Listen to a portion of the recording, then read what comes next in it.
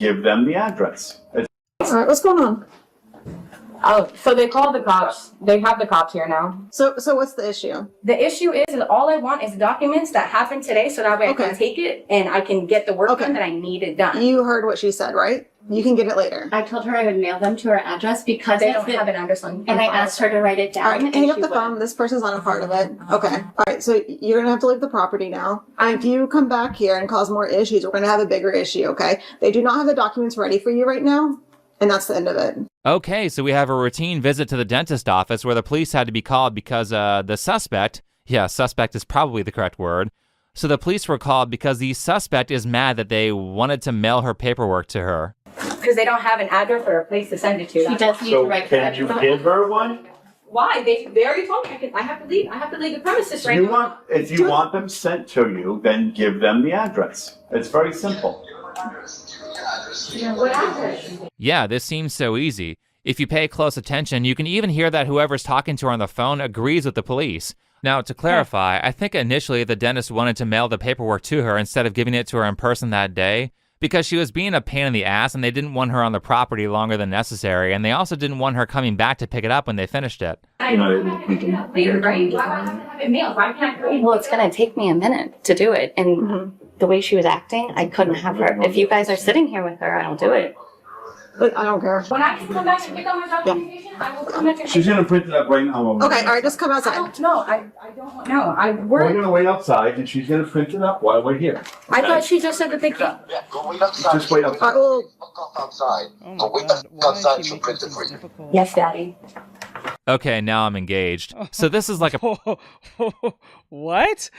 Whoa. Okay, that didn't sound like her father. What? What? What the fuck? That was weird. Why did she say it like that? Hey, PT, what's going on, hon? Oh my god. What the fuck?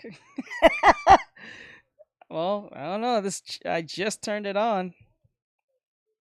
This chick is being a pain in the ass. The people called the police on her because she was being disruptive. And, yeah, it was weird. The way she said that. A prostitute. Thanks, Boondocks. Many life lessons learned from that show. I gotta go back. What just happened? No, I don't know. We're gonna wait outside and she's gonna print it up while we're here. I thought she just said that they Yeah, go wait outside. Just wait outside. Go outside. Go wait outside. She'll print it for you. Yes, Daddy. Okay, now I'm engaged. So this is like a prostitute. Thanks, Boondocks. Okay, Many it's a life pimp. lessons. It's a pimp. It's her pimp. Oh my god. It's her fucking pimp. What the fuck? It's her pimp, yo. What? Oh, come on, man. Are we really doing this? Okay.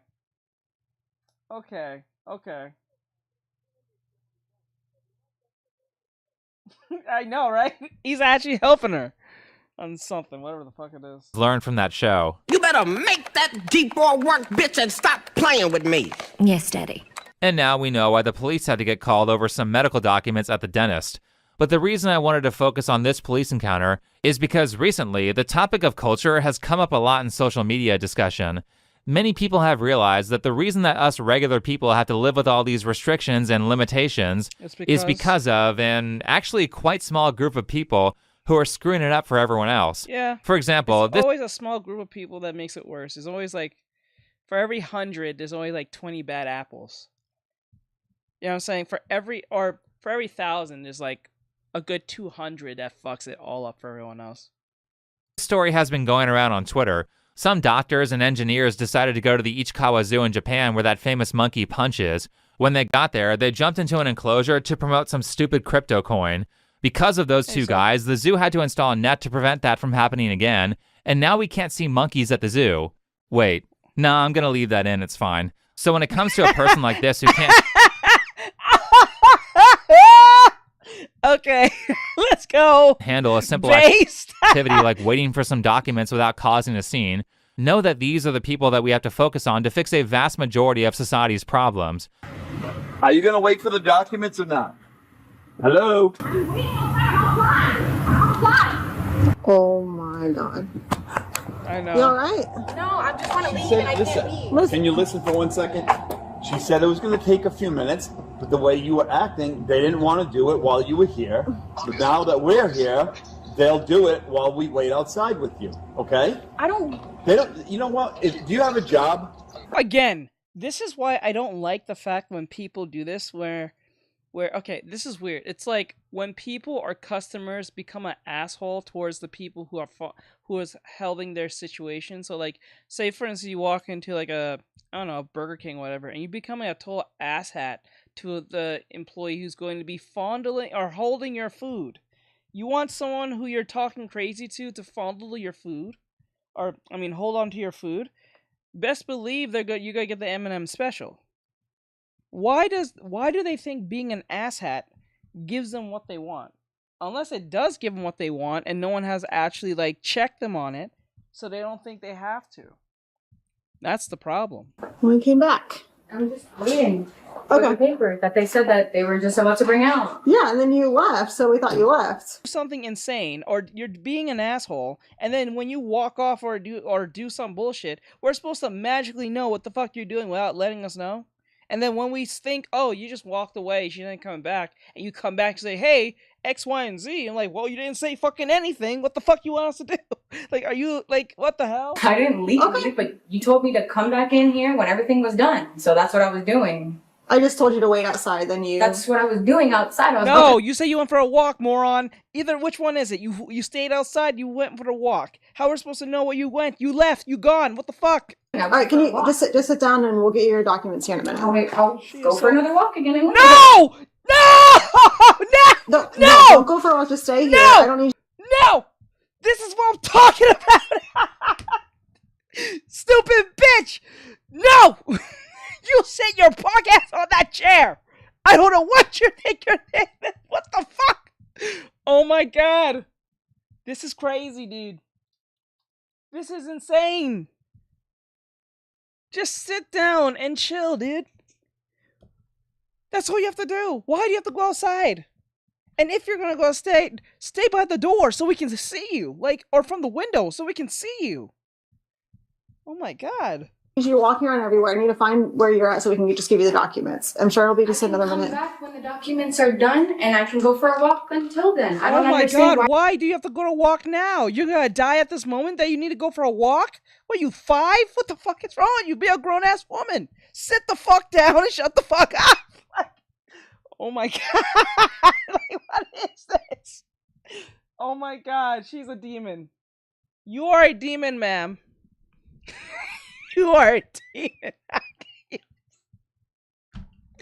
Oh, we know a person like this. You can't tell me we don't know a person like this. We have someone in our family, could be a sibling. We have a sibling, a person in our family, a relative in some form, or we know a friend like this. They like to make things difficult for the sake of making things difficult.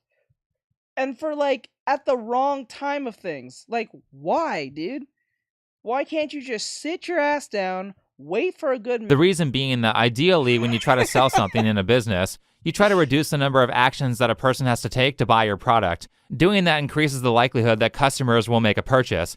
Like Amazon's one-click buys. Oh, no, it's easy for a reduced friction or walking to the front door is almost an impossible task. I swear I watched an episode where a woman mentally ill, loving trying to purchase. Like Amazon's one-click buys. It's easy for a reason. To put it simply, the number of actions that you have to take to do something is called friction. And usually, when you're trying to improve your life, one of the most effective ways of doing that is to reduce friction or reduce the number of actions that it takes to accomplish things that are good for you. Correct. However, the mentally ill love increasing friction and adding roadblocks to everyday activities. Think of a the mentally ill likes to put roadblocks for no reason.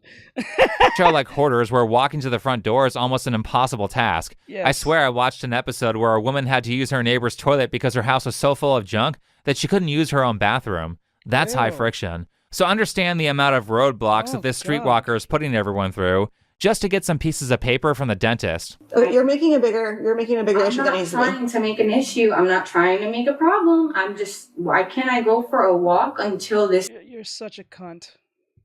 I'm gonna say it for everyone. She's a cunt. She's a demonic cunt. You're a cunt. What the fuck? Like, why? You choose to do this now. This is important because you have some. Is it like a Spider-Man situation? You can't use your powers because you're feeling bad about yourself? You're having some type of power erectile dysfunction or some bullshit? Like, so you telling us that you like men helps us with that? How? How does it help you specifically? Like, tell me how. Okay. This is done. Why do I have to? How much longer till the documents are ready? Okay. I don't know. You're a pimp. She's trying to get confirmation from her pimp. That's what she's trying to do. Either that's the reason or she's mentally ill. Either one of those two things. The suspect saying, okay, well, I'll just wait 5 minutes. She decides to overcomplicate everything by saying that she wants to go for a walk until the documents are ready. This is American Western. This is Westernism at its highest.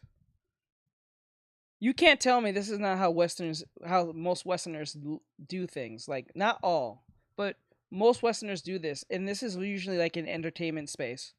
They make things difficult for the sake of being difficult because they can. Not because they should. Not because it's even a necessary evil. It's just being evil. That's what this is. Like, why make it more difficult than it has to be? It's like Johnny Salami is a perfect example of this, right? He goes to another country, and then he does everything unnecessary. And then when bullshit happens to him, he complains and saying, "Why is this happening to me?" You're the mental illness that is causing it. It is you, sir. And then he'll say they're racist. They're against him. It's because he's probably Somali. It's everything other than his actions. I'm like, bro, come on, dude. I'm pretty sure whether you're black or not or Somali, I'm pretty sure all Somalis look at you like you're fucking crazy. Like, what is this, dude? What are we doing? Which is, of course, pissing off the officer because she doesn't want to waste police resources by waiting for some undetermined amount of time for the suspect to come back. Like, God, this chick's behavior is annoying. It's like having to type in my credit card number every time I want to make a purchase. Just arrest her and give her a huge fine. Stop trying to accommodate her. You need to inconvenience this chick back instead of letting her control the situation. Yes. I just want to leave so that The way problem I can is there's too many of her in America, then there's less of her. There's too many of her, and then what's gonna happen? What's worse is two things. There's too many of her, and too many apologist / sympathetic versions of for her. So like, if dudes watch this, there'll be simps who think she's too pretty to not to be, stopped whatever the fuck she's doing. So simps will simp for the sake of simping, just because either she's a woman, she's pretty, or they find her attractive. Or not actually pretty because it make her attractive. So there's one of those two things. That's usually what happens. And then if you have any real logic towards it, oh my god, you are hateful. You hate women. You hate this. You hate that. What the fuck?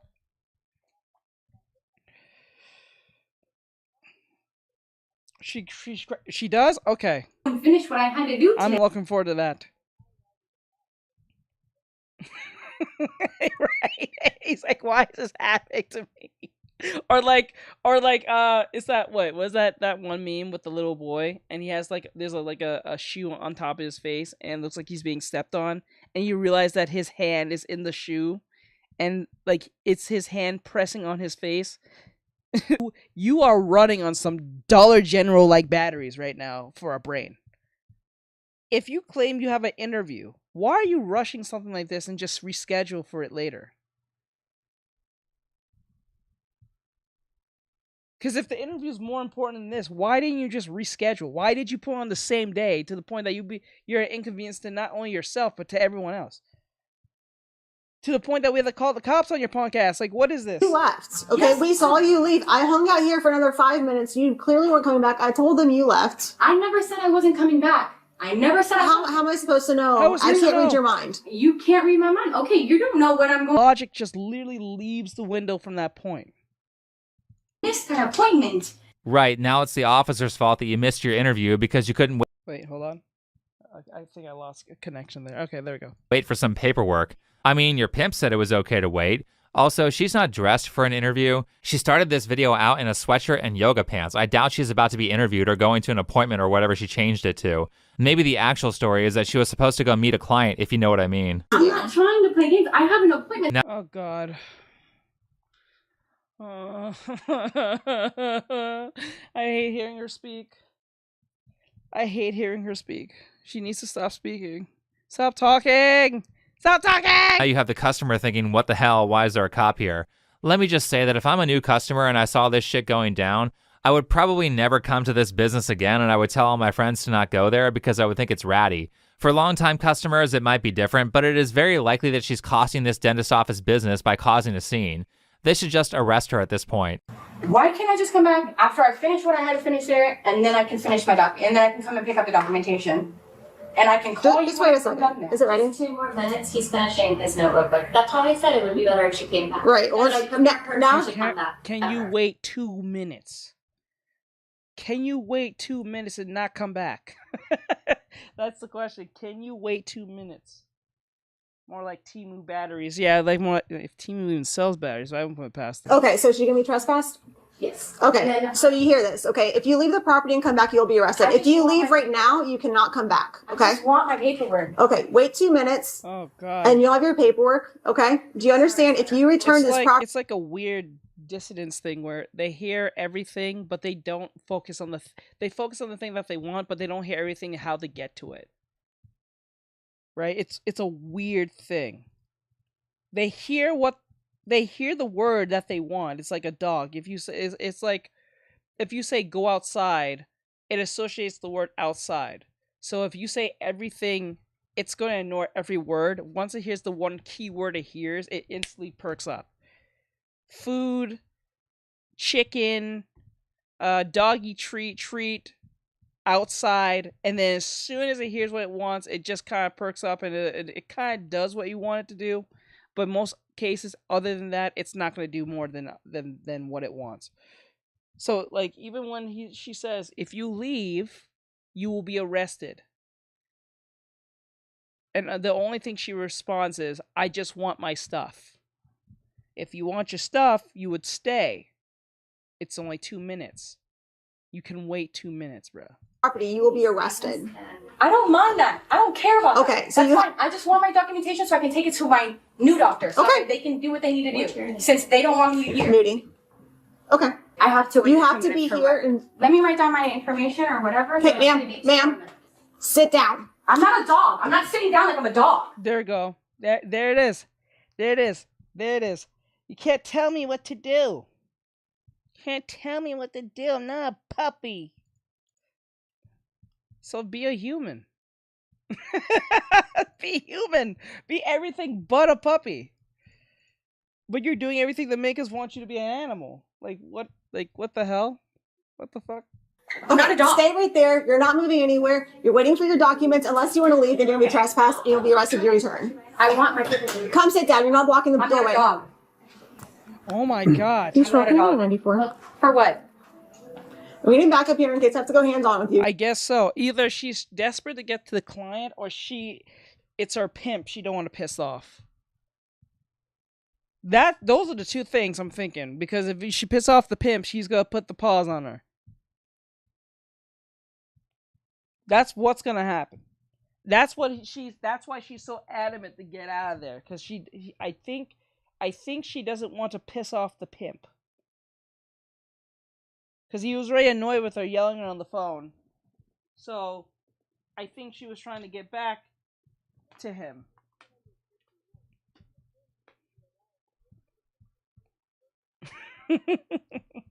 Come sit down right For now. what? I'm asking for my documents. Get out of the door. You're not going to be blocking the doorway for all these other I'm not customers. blocking the doorway for anything. The door's open. Anyone can come in here. I'm not blocking anyone. Come Oh my on, she's God. begging to be arrested. I understand trying to de-escalate when possible, but she's crossed the line like 10 different times, so now it's time to make her life hell so she doesn't think she can get away with this elsewhere. The reason she's so confident in being a pain in the ass to police is because she does this to other people and they put up with it. Now, if you're afraid of standing up to this kind of person, let me just say that most of them are really weak and they cave instantly the minute someone tells them to shut up. All right, Yeah, and usually that's what gets them horny too. Strangely enough, your average feminist will actually get a kind of little moist at the fact that someone told them to shut the fuck up. They'll so mad and say a bunch of names and say a lot of buzzwords, but that'll get them revving. See, the thing is, the simp, the male feminist will never make that thing rev. Actually, motherfucker don't got the keys to the ignition. He just watches from a distance, from the parking lot. He's not even on the parking lot. He's on the sidewalk. While you're selling at the DMV. Correct. That's why I think she got a pimp. He puts the 5 fingers to the face! You have your ID on you? No, I do not. All right. Get off the phone. No, I'm calling my mom. Get off the phone. Right. You can't tell me I can't call my mom. Come sit over here. Yo, Mr. Officer, it's her. That's the one, Mr. Officer. I'm that guy right now. I'm snitching on this bitch. She's the one. Get her, please. Correct to the padlock. All right, she's trespassed. They're getting her documents right now. I'm waiting. She wants to be argumentative with me. I told her to sit down. She wants to call her mom and stay in the doorway. They won't refuse. Go wait outside. They refuse to All right, give me my let's go outside. No, I'm not. Let's go doing outside. anything. They told me to wait 2. You know what's the craziest part is when they do this with law enforcement, and then when they do this with law enforcement, they still end up in handcuffs. I have never seen someone do this type of shit and get away with it. Yes, I know about that one dude, I forgot his name. Something potato, furry potato. For those who know who I'm talking about, you know who I'm talking about. But the difference between that is the problem comes to him while he is halfway towards the problem himself.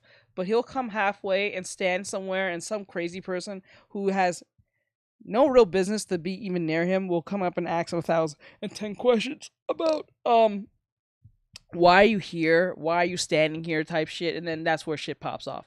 The difference is she needs them to give them what she needs. Instead of being compliant to get what she wants, she's doing everything to get her ass kicked. And then what's wild is she'll say, you can't tell me what to do. You're not my mom. You're not my boss. And you're not the police. And then when the actual police is here, they'll have the same exact attitude said against said police. And this is not like going against their rights to a degree. They'll be literally become a nuisance for the people there, the people who work there, the civilians, everyone else. And then when the police comes, they'll say, you're trying to violate my rights and everything and blah, blah, blah, and this and the third, when there was being a total ass cunt the entire time. And then they think being like this will get them what they want.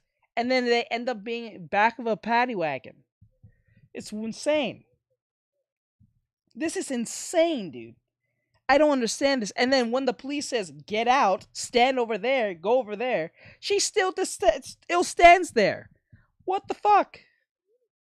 It brings the community together. Good job, Sylv.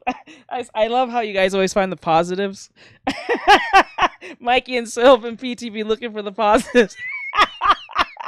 I'll be just straight out pointing out the negatives. 2 minutes for my paperwork. I'm waiting for my paperwork. I'm opening the doors open, wide open. Go outside and go to jail. Issue. All right, why am I getting arrested? For what? Why am I getting Get up and go outside. Okay, I'll get Get up out. and go I outside. just wanted my paperwork. Why is that a problem? Get up and go outside because you're not listening. Okay, She's still putting the phone by her head while being on the floor.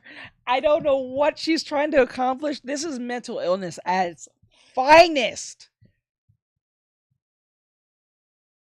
You know what's even wild? She's not saying she's like non-binary, all that stuff. I'm this, that, and the third. She's not saying that and don't touch me because I'm this and that. And I'm hyper brain X, Y, and Z. I'm neurodivergent, all that stuff. She's just some regular bitch who's just being irritant. At least with them, they'll use that as a form of example why they're acting like this. She is literally doing this for no reason. None. All she had to do is sit there for 2 minutes and get what she wants, but she rather choose violence. And this and bitches like this ruin it for women that exist.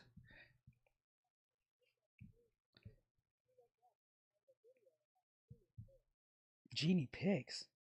Wait, am I saying, is it furry potato? Unless I got the name wrong. It was something potato.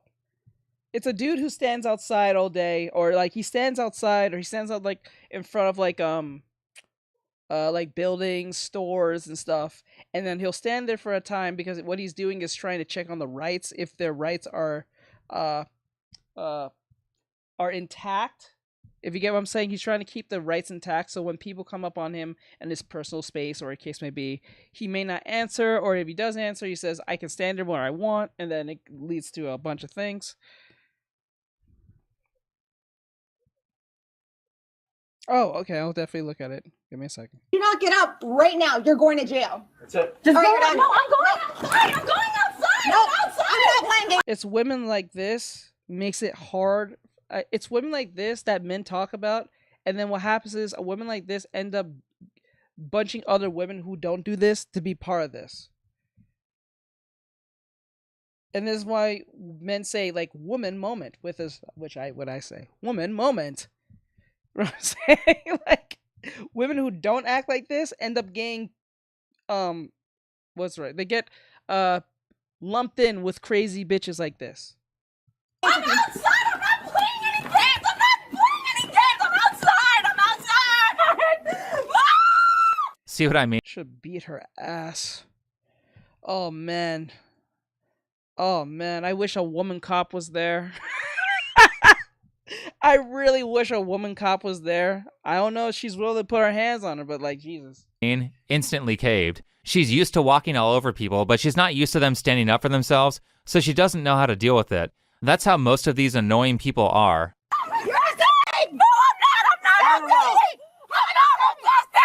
Turn around. Oh, you're hurting me. Turn around. I'm trying to stop you. You're hurting me.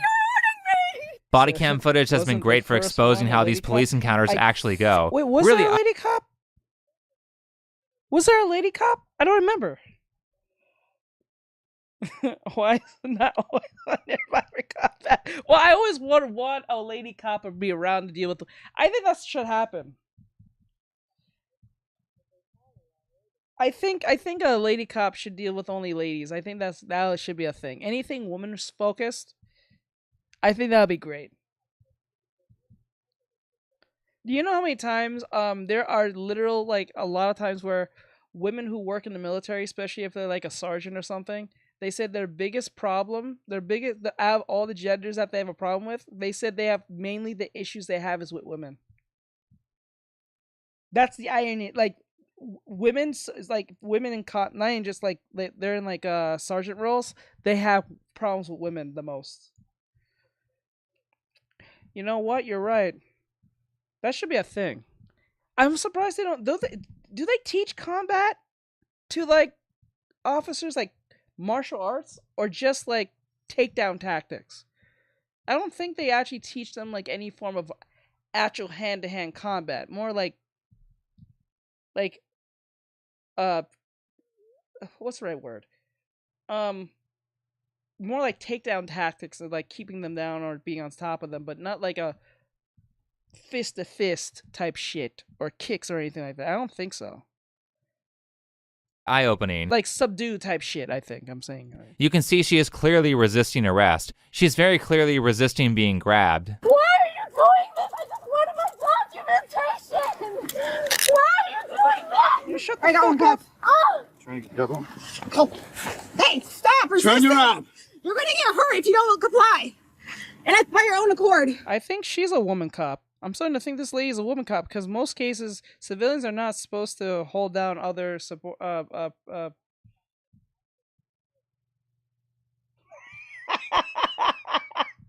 Okay, fine. Hey, release your hands! You want to get tased? Let go of your hands! Back now. Hey! What am I documenting? Then you should have listened. Stop resisting! I was listening. Oh, okay. They said. Wait, let me see. You said. Wait. You said. Gracie family did mention to train a few cops Brazilian jiu-jitsu, but not sure it's a common thing. Okay. Ah, there it is. There it is. That's telling. Yeah, that's telling. Is she wearing a thong? You are not No, listening. you was not, you stupid hoe! No, you wasn't. Stop. Stop. Every person being arrested since about 2014 suddenly can't breathe. I mean, she's breathing so loudly that you can hear it. She's like, I can't breathe. I can't breathe. Now, in the past, I might have spoken differently, but in the modern day, I'm so sick of people who pull this shit that the more they cry and struggle while they're in the process of finding out, the more I enjoy the video. Knock it off. Excuse me. My wallet, everything in there. We're gonna bring all your stuff now. Knock it off. Hey, I need my ID and my wallet. Wait, I thought you didn't have your ID. All right, do you have your ID on you? No, I do not. All right. I guess she did have it. No, I need my ID. I need my wallet. You're gonna get everything. Calm down. No, I need my ID. I need my wallet. It's all over You'll there. get everything. Calm down. Oh my god. This is ridiculous. I'm telling you, I can't be a cop. I'll start shooting. I can't be a cop. I can't be a cop. I'll be a psychologist, but I can't be no cop. I can't be no cop. It's gonna go down if I become a cop. It's gonna go down. I'm gonna get fired. I'm gonna lose my job. I'm gonna be hated. I might be, bro. I can't be no cop. Oh my god. Then you would have got it if you listened. Let's go. Stand up and get in the I car. know. I'm not getting arrested for Yes, this. you are. Get in the car. Why am I getting arrested? Because now you're getting arrested for refusing to move and it's assaulting the police officer. Get in the car. I didn't assault a police officer. Get in. Man, you're gonna get pulled in if you don't Gotcha. get in, I promise you. You're gonna get tased in 1 second. I didn't assault a police officer. I need my backpack, please. I need my backpack, please. Hey, I Get need in the my car. backpack, please. Get it. God. God, what a day, what a nuisance. It's very shocking that no one got hurt. The suspect starts kicking the door and the glass window, though for the most part, the police have her under control. And now that the witch is contained, let's see how the dentist is doing. I think she probably has something in her bag she doesn't want you guys to know. Does she like hid from you guys around the corner somewhere? A little snitch. I think there's something in her backpack that she hid from you. Good move. Get her in as much trouble as possible. Yes. Because I think what this lady is suggesting is that the real reason that the suspect actually wanted to take a walk is so that she could ditch some drugs or do them. Honestly, it's hard not to think that this girl is a regular user of hard drugs based on her completely unhinged behavior over some paperwork. Oh I shit! told I you didn't I- even think of that. I just thought she was trying to go see her pimp, or because probably he pissed off, so she wanted to go see him so she can calm him down before she got back. Okay, I didn't think of that. That literally didn't come through my head.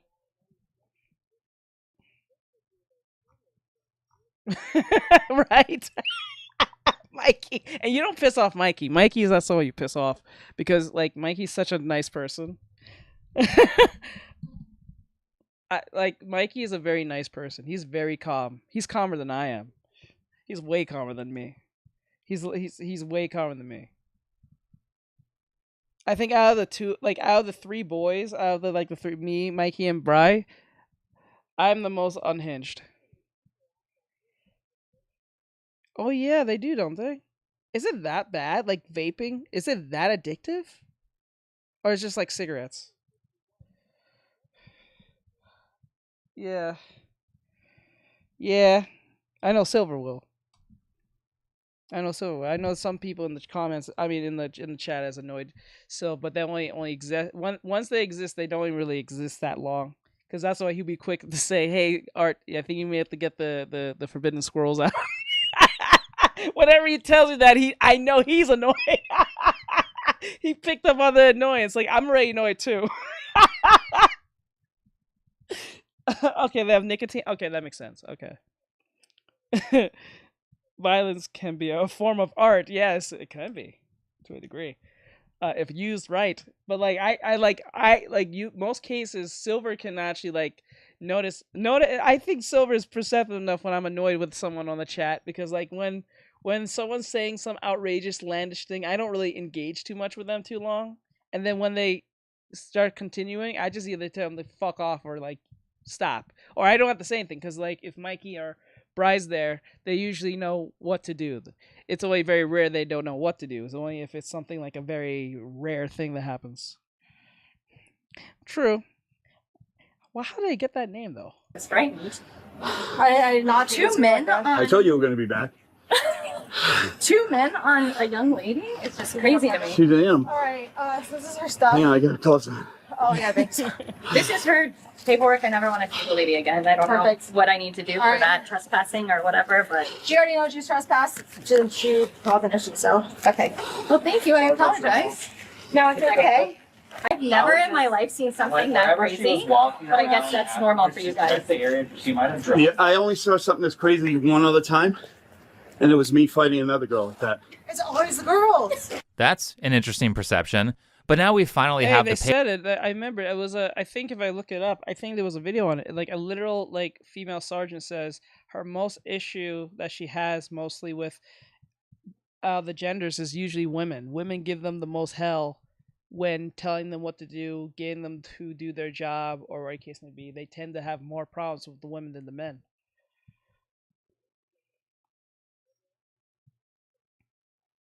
I wonder what they do too.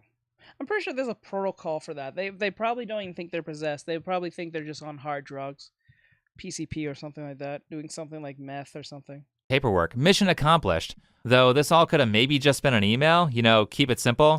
Next, the police have to look through her bag, and it looks like she has some makeup brushes. Oh yeah, can you guys tell me something that I don't really I like? Okay, I want to know if you guys know anything about this. I know this is a weird question to ask, but just hear me out because I was watching what was it, Euphoria, with the girlfriend, and she asked me I wanted to ask a question.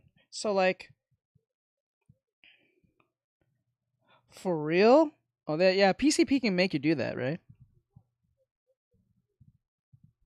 Yeah, I heard that PCP can make you like, I don't want to say cannibal, but it will make you want to bite and eat people and stuff. Yeah, I've heard that many times where people who's on that shit will end up like biting off people's skin and ripping off their own and stuff.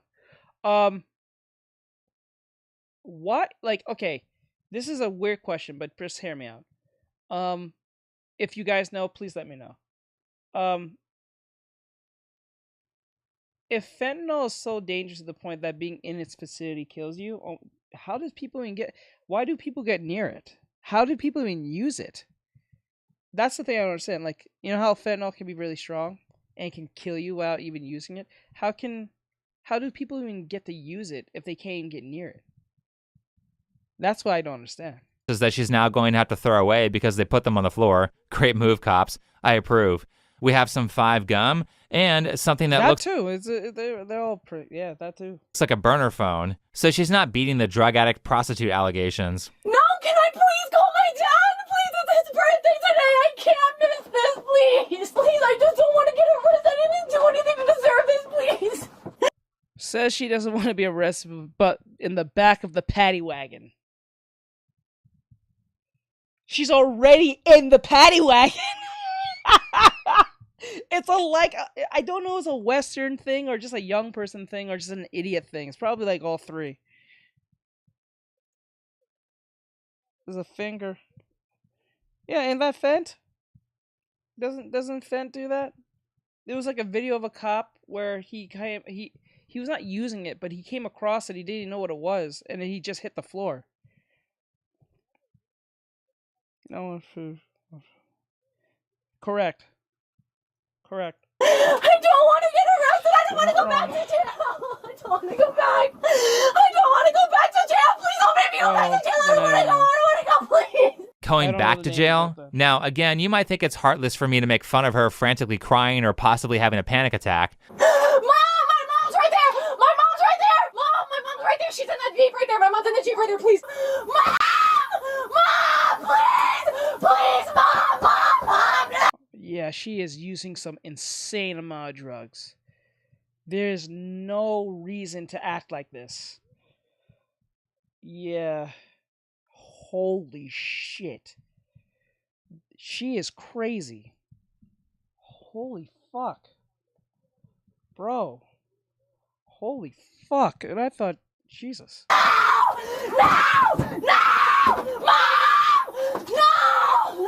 Holy. She needs some God in her life, man. You need some Jesus. I hate saying that, but like, you need some God in your life. This is crazy. Shit, literally as mature as a toddler. So you may think it's like heartless for me to make fun of this person because it looks like she's crying and having a panic attack or whatever. But remember, she caused all of this. She could have just been polite to the dentist, but instead she had to disrupt their business and possibly scare their customers away. Not to mention they gave her like 20 different warnings to try and prevent her from being arrested. Personally, I think it should have been like 2 or 3. We need to be less tolerant of these people. My empathy goes out the window for those who cause their own problems like this. Like I said, yes, he's right. We need to make it less tolerant. Like the more tolerant we are, the get worse they are. I think. I don't know. Like okay, I think I said this a long time ago. I know if I ever decide to even post this up, I remember I said this a long time ago. So like when you play GTA 5 specifically, because that's the latest one out of all of them. If you play GTA 5 and then you play like something like Red Dead Redemption, there's a stark difference in NPC responses, right? So like, if you go up to someone in GTA, right, and you punch them, especially in the city. I'm not even talking about in the ghettos. I'm talking about like in the city. If you punch someone, 9 times out of 10, they're not going to fight you. I'm not saying they're not going to fight or they don't fight. It's just the likelihood they're going to run away, right? But, like, so if you came across, like, 10 NPCs, about 3 out of the 10 will fight you, right? Maybe a little bit 4. But, like, if you play, like, something like Red Dead Redemption, if you come across any person, whether it's in town or outside of town, 7 out of 10, you're going to get a fight. Or sometimes 8. 8 out of 10, you're getting a fucking fight.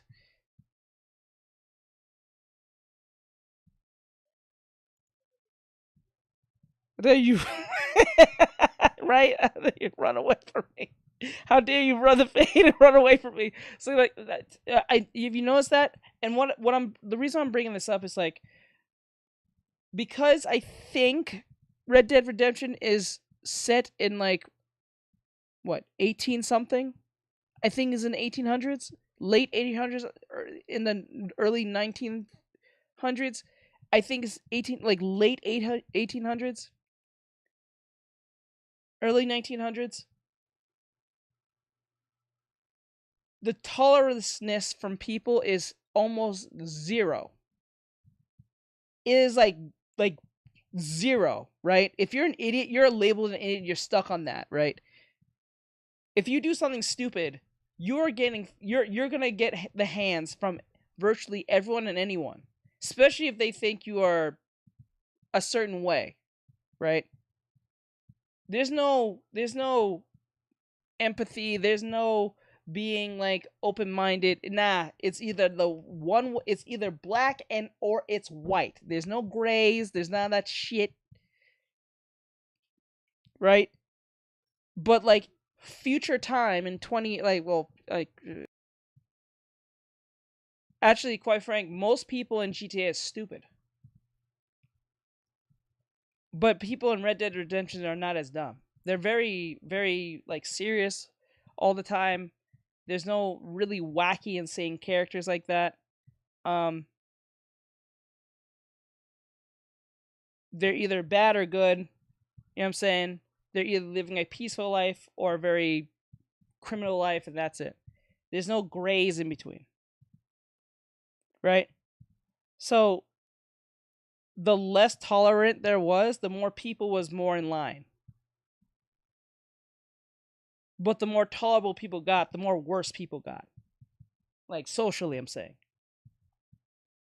So that's why he was able to say that people like this don't know how to deal with opposition. To get stabbed, it caused me mental health issues for weeks. But when it's someone finding out after some shit they started, I don't lose sleep at all. Weird how that works. I'm begging, please! Have mercy! Have mercy, please! Geez, I gotta show the free ring clip again. Demons use Oh, no. words to trick humans. You can't trust a thing they say. They're You know what's monsters. funny about this scene? When this scene came up, a bunch of people on Twitter tried to correlate this to immigrants somehow. That was the most insane thing. That was very telling of who was the racist at that point. It was very telling on who was the racist when they started making that connection. It was very funny. Very true. Aim for the first, okay. Then the Lord be witness to your technique. Witness to your technique. Had the demons in them staring. Yeah. Like, you notice when this scene came up, a bunch of people was connecting this to the whole immigrant thing in some metaphorical way, which has nothing to do with them. It was telling on who was the real racist at that point. Insane. Monsters who learned to speak. Monsters who found they could lure in humans by crying, "Help me." I'm tired of these people playing victim to make us feel sorry for them as a way of getting out of drama that they caused. I have seen so many bad people play this game that the minute I see it, I instantly start hating the person. You're all gonna burn. Oh shit.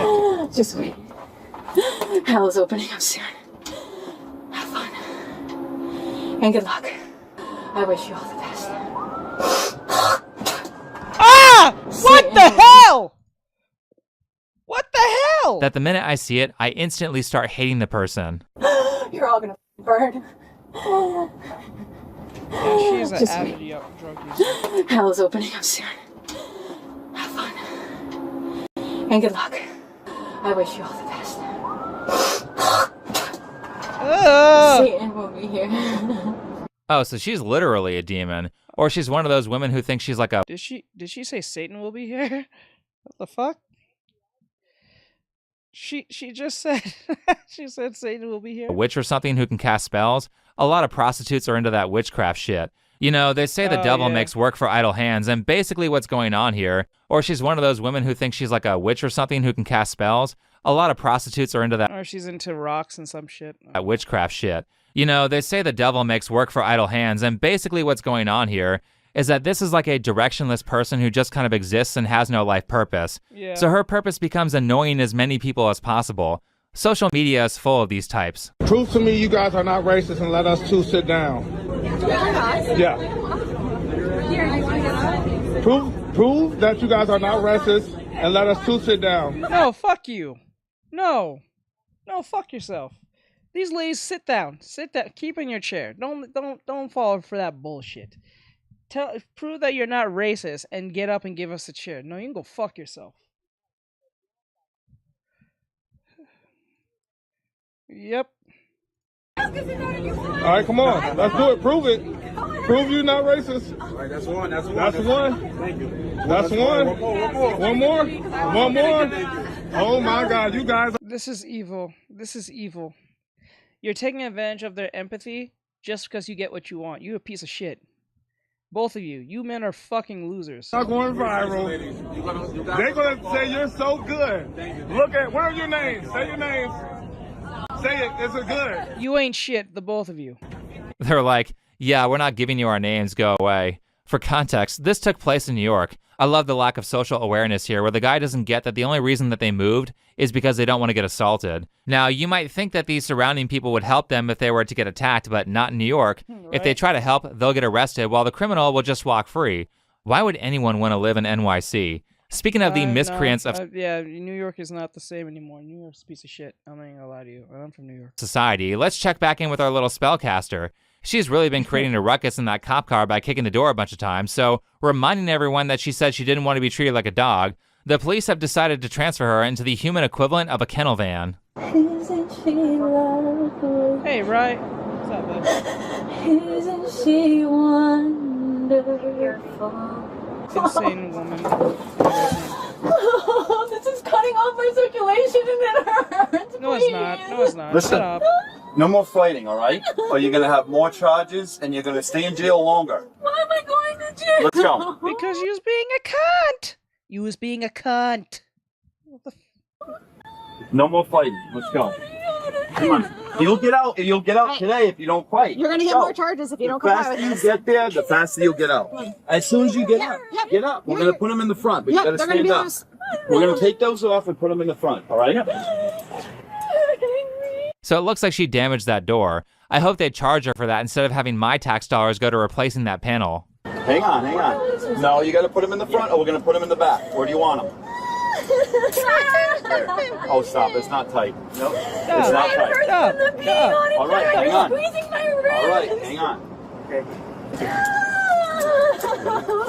You notice that everyone who does this bullshit all sound the same when they say it? They all sound the same when they say it. You notice that?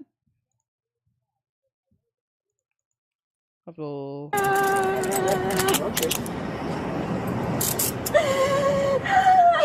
She continues to cry. For what? You're good. It's not tight. If I can get my real marriage. Cool. Okay. You didn't even try to put your finger. Oh, what's up, Nick? Okay, you're right. Come on, get up in there, all right? Come on. Sit right up in the corner. All the way over. All right, scoot in. Okay. All right, whatever. Or hey, you're gonna hit by the door. Or you can just sit right there. You can see the cops were laughing at her. Looks like I'm not the only one who enjoys the reactions that people have when they find out. So that's pretty much it. It says here that she spent 5 days in jail. Not long enough in my opinion. Give her like 2 weeks. She also got a nearly $500 fine. Make it more. Well, never mind. The jail time's enough. Her mom's just gonna pay that fine for her. How do you think she turned out that way? But I cannot stress this enough. Our punishments are way too light in this country. We need to be tougher on criminals and tougher on people who create problems for either no reason or out of extreme selfishness. And also, we should be very outspoken against behavior like this. Correct. Like, I don't understand. Like, if you're struggling, why don't you go to like a cheap buffet?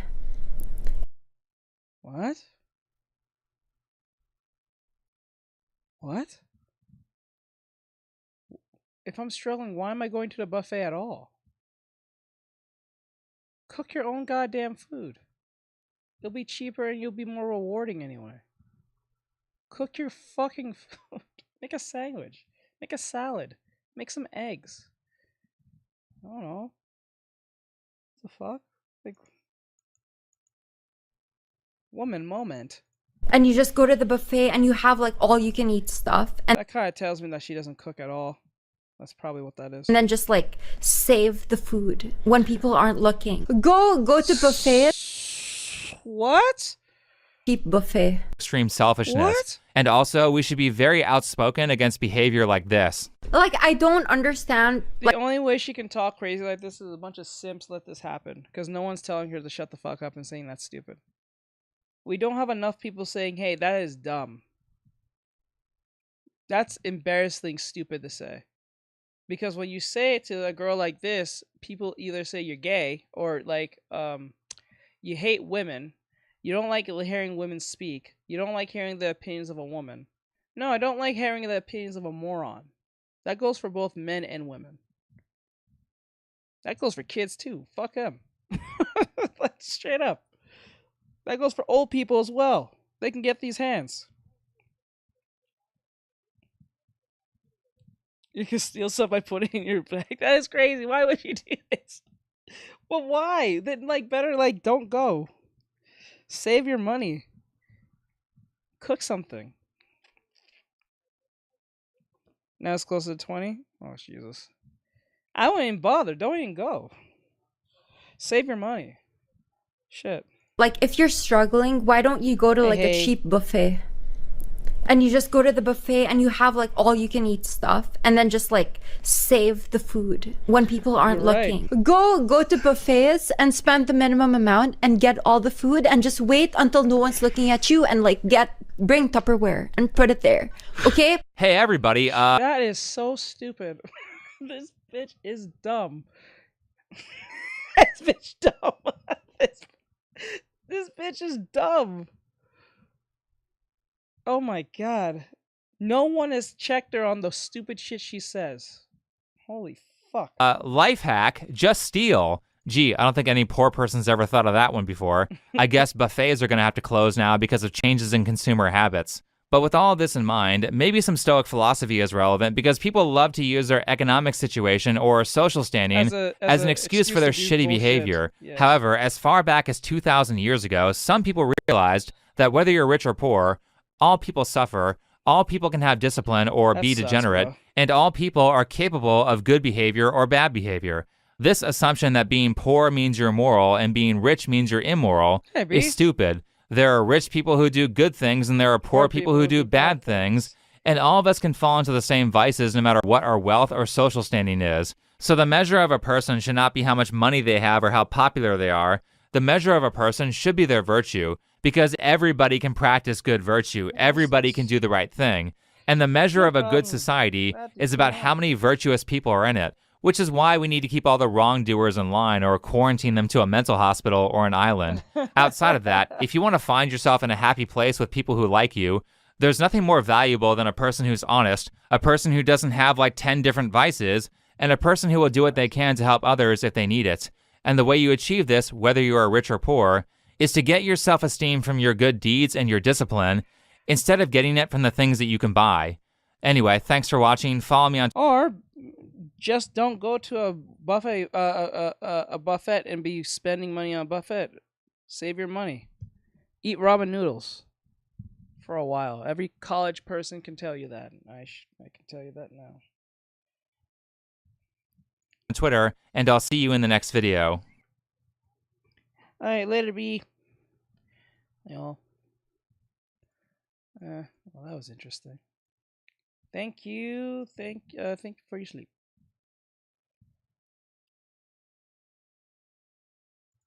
Anime to watch.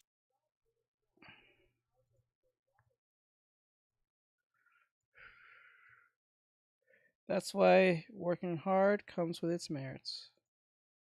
You just gotta struggle a little bit to get what you want. You can never walk through this life without struggling once. If you're Hassan, then you can pretend to struggle.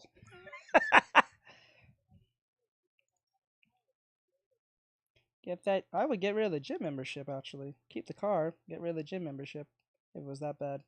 Save your money. Live in the car for a while, save your money, go to work if you have a job, hopefully, and then make that work. Just save up, don't go anywhere, don't make any crazy spend. If you have to eat like ramen noodles or something. Just gotta survive. When my Yeah, oh yeah, don't they let you go in there for free? Don't they let do that for free? I thought they let people do that for free. Wait, no. Wait, I'm thinking. Ain't there like beaches that do that? Yeah, doesn't beaches do that for free? You can go to like the local beach. No? I'm so certain that local beaches have that.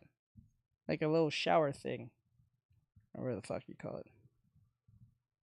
I don't know what it's called. I don't know if it's called a shower or something else. Wait a minute. Sorry, I gotta get the video up. Sorry, I just realized I was gonna play that. Wait, why is it not showing? Oh. Then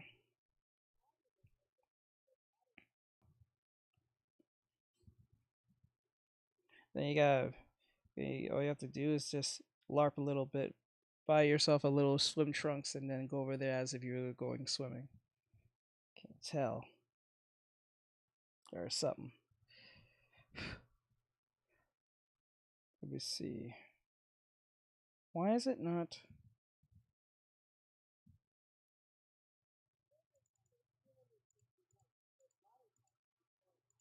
Water park. Oh, there it is. I got it over there. Okay, cool. I don't know if I should turn this on. Oh, that's virtual. Water park. I think most water parks now are indoor, aren't they? Because I know the one by me is a water park, and like 3 of them actually. They're all like indoor water parks.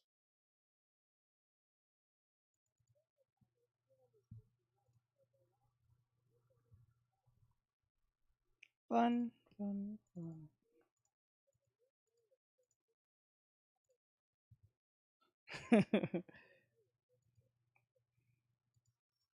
friend Skelly, little crippled creature, decided to recommend me something called Gotcha by the Coochie. And when I looked at it, I said, this is the type of show that might interest me, because from looking at it, it seems like all these characters are just gonna start putting the beats to other characters. And that's the type of shows I like. That's the type of show. Okay. Okay, right here it says it won't. I don't think so. It will say okay. So this is from Ruined Leon. Is it Ruined Leon? If I'm saying it right. It says anime fans harass Gachakuda Arthur off Twitter. So this is not technically anything new. I don't think I'm going to edit this at all. But we all know it. I just want to see his take on it. I was needing some more anime to watch when my friend Skelly. Wait. Chibi Reviews or Chibi? Crippled creature decided to recommend me something called Gotcha by the Coochie. And when I looked at it, I said, Gotcha by the what? Show that you say some more anime to watch when my friend Skelly, little crippled creature, decided to recommend me something called Gotcha by the Coochie. And when I looked at it, I said, this is the type of show that might interest me, because from looking at it, it seems like all these characters are just gonna... Then you said Gotcha by a Coochie? Did you say Coochie? Bro said that weird. Start putting the beats to other characters, and that's the type of shows I like. That's the type of shows that get me excited. That's the type of shows I binge. And I decided to myself, once I finish the second season of Freedom, what happened? Is he get doxxed again? Yeah, he said coochie. I think that was on purpose. I feel like that's on purpose. I think he did that on purpose just to stir up people. I don't think that was on purpose. I finish Yu Yu Hakusho, I will dedicate my time to grab him by the side of the coochie. But yes, he's being now he's doing it on purpose. I noticed that this anime was gaining traction online, and that could either be a good thing or a bad thing. And it turned out to be a bad thing because the author decided to I'll do his video next then. From social media, because the fan base, or not really the entire fan base, it's always that weird subsection that takes things a little bit too seriously, decided to constantly berate them with different things over time that has accumulated into one big smorgasbord of an issue, to the point where someone wants to no longer associate with people online because it's always going to be negative and toxic to their daily life. And I decided I wanted to look into those things just to see how pointless some anime fans are in discourse. And of course, I'm going to start with my tried and true, the shippers. Another Gachi Akata rant, but I am so tired of the thinly veiled homophobia that so many of y'all who interact with the anime and manga are perpetuating. I keep seeing so many videos and so many comments under every freaking Gachi Akata video that I see that Gachi Akata fandom is turning into the new My Hero fandom. And people are saying that because people are shipping gay ships. Oh my god, call the fucking cops. No, you pleb. It has nothing about it being gay ships, which most of the time y'all be doing that with straight people anyway, and then anyone says anything, you guys get fucking mad. That should be weird to me. But like, because if a straight person were to make if a straight person were to take a gay character and make them straight, y'all lose your fucking minds. And the perfect example of this was fucking, well, not even an example of, it was, you guys assumed, where you guys thought Bayonetta was an LGBT individual, which she was not. She was actually a straight woman who had a child with a man, and y'all lot, well, I think that was a fan art. It was a fan art of Bayonetta with some chick, with some dude and a daughter or something. You always lost your mind and then harass and attack the person who made the fan art. But y'all have no problem with ships when you take characters that are canonically not straight and then make them gay for some odd reason. Yes, we're looking at you, My Hero Academia fans. Y'all the shippers specifically. You guys would be mentally ill with that shit. It'd be insane. And y'all take it way too fucking far. That should be weird as hell. Like, super weird. Like, weird. Especially when it comes to, like, between Kirishima, Deku, Bakugo, and who else? I guess half and half. I forgot his name. Like, it really, is this some of y'all's first day on Earth? Is it some of y'all's first time ever interacting with any fandom? Because that is the most normal thing in any fandom ever. No, it's not. Your ships are always going to be, like, the most popular ships in, like, media, even if they're not canon. Because, like, I don't think it's a stretch to say, it's not even a stretch, it's a fact that pure relationships are not...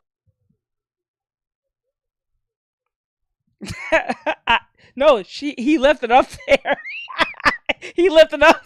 I do that. Really well represented in media. And most of the time, if they are, again, it's not a very good or positive representation. You might have queer characters, but they rarely ever have healthy relationships or even get into a relationship. So obviously, queer people, when watching media, like, they want that representation. So there is a section for y'all for that. See, they can't play that. See, this is why anime is loved, and it also can't be put in the same categories of other, like, Western, like in the West, because and the battle fighting and all that shit. That's usually for young boys. You don't see a lot of girls just arguing about power systems and power scaling and all that stupid shit. Men will die on that and fight each other over that, over fictitious characters that don't exist. You don't see women doing that shit. I'm not saying there's women who don't take part in that, but there's such a low number of y'all who are literally zero. You know what I'm saying? That's the point I'm saying. Let's see, dear Lord, it exists. But the problem with this is that you guys take things way too weirdly and strange to a part where it doesn't need to be. It's very weird. they'll make fan fictions, they'll make fan art of characters, you know what I mean? Even if it's not canon. Like, I know how sick y'all get because I'm not even talking about anime. You guys be making fan fiction between Dean and Sam from Supernatural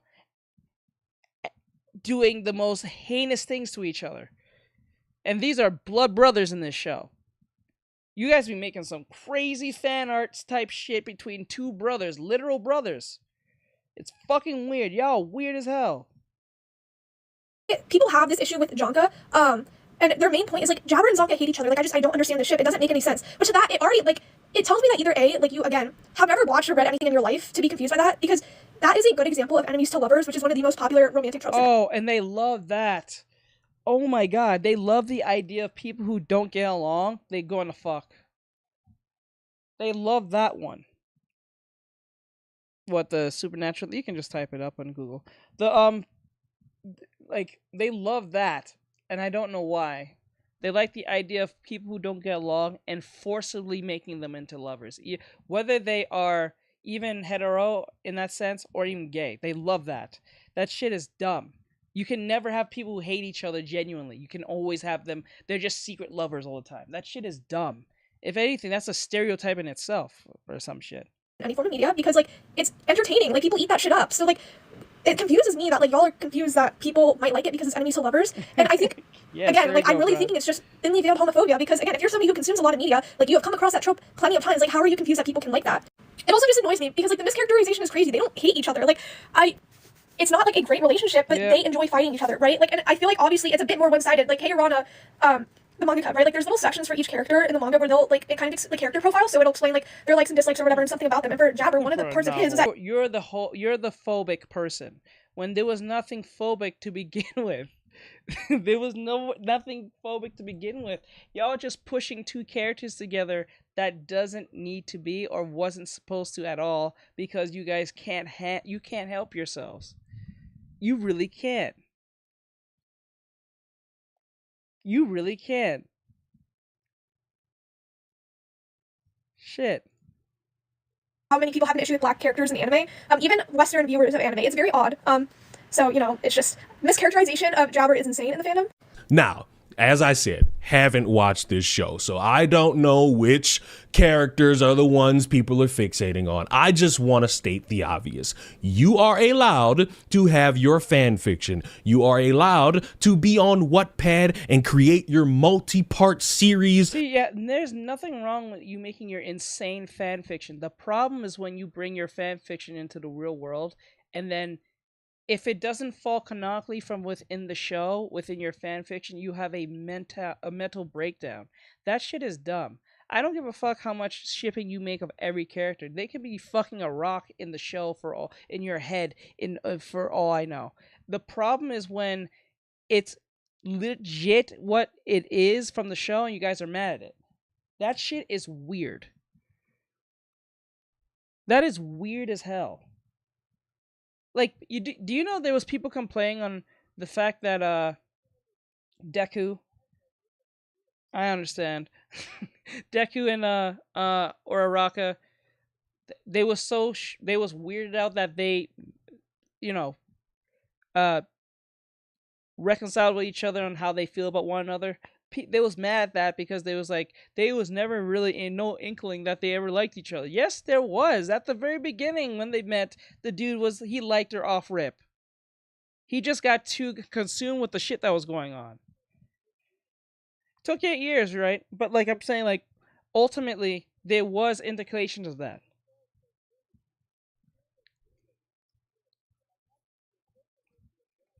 Yes, it will annoy the hell out of you. I wouldn't dehumanize, but like it takes away the seriousness. It takes away everything that was built up to that point. Like shit. Where elements of the story you change for your own creative idea. You can do it on fanfiction.net. You can do it on AO3. You can even take your little weird ass to Rule 34 and do whatever unspeakable things you want to those characters. But when you have people dedicating time to thinking that these phantom ships should be canon, you're losers. You're desperate. You want to be touched, and you're not getting that you're disrupting the creative process that these characters have to go through in an actual setting created by the actual author. Look, I don't want to be the one to tell you I told you so, but I kind of told you so. Kei Urana, the manga artist, forgot. I think the problem here is that Kei Urana let her show. This is not her fault. I'm not saying this is her fault, but this is just a bad luck that her show came out right after, or at least at the end of the anime of like My Hero Academia came to an end. I think that's where the problem comes in, because if this was like in mid time of My Hero Academia, like season 3 type shit, this show would never have been even picked up. I mean, not picked up, but it wouldn't be as problematic for her as a creator, because remember, Fire Force came around I think by the 2nd or 3rd season of My Hero Academia, so like most people got overshadowed. Yeah, it made no sense. It's just it's the people who hate. I would say the people who hate J.K. Rowling hates her now. The same type of people who hate J.K. Rowling's the people who hate her, which is wild because she didn't say anything like J.K. Rowling did. She just says, "No, my character is not that," and then people get mad. You know what I'm saying? So like the reason why a lot of kids, because I'm pretty sure if My Hero Academia did not come out, or at least ended around where Fire Force came out, bet you believe I guarantee you the same thing would be happening to the Soul Eater creator. Same thing. Especially with Tamaki specifically.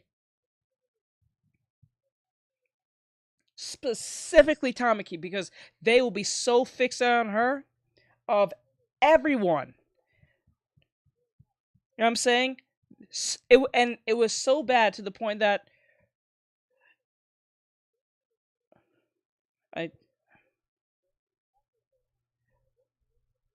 because the reason why most people use, I'm sorry, I keep pausing because like it's in my ear. I can hear what you guys telling me in my ear because I have the thing. The issue is, yeah, that it will make, like, they would make it their mission to take out Tamaki almost instantly. I'm telling you.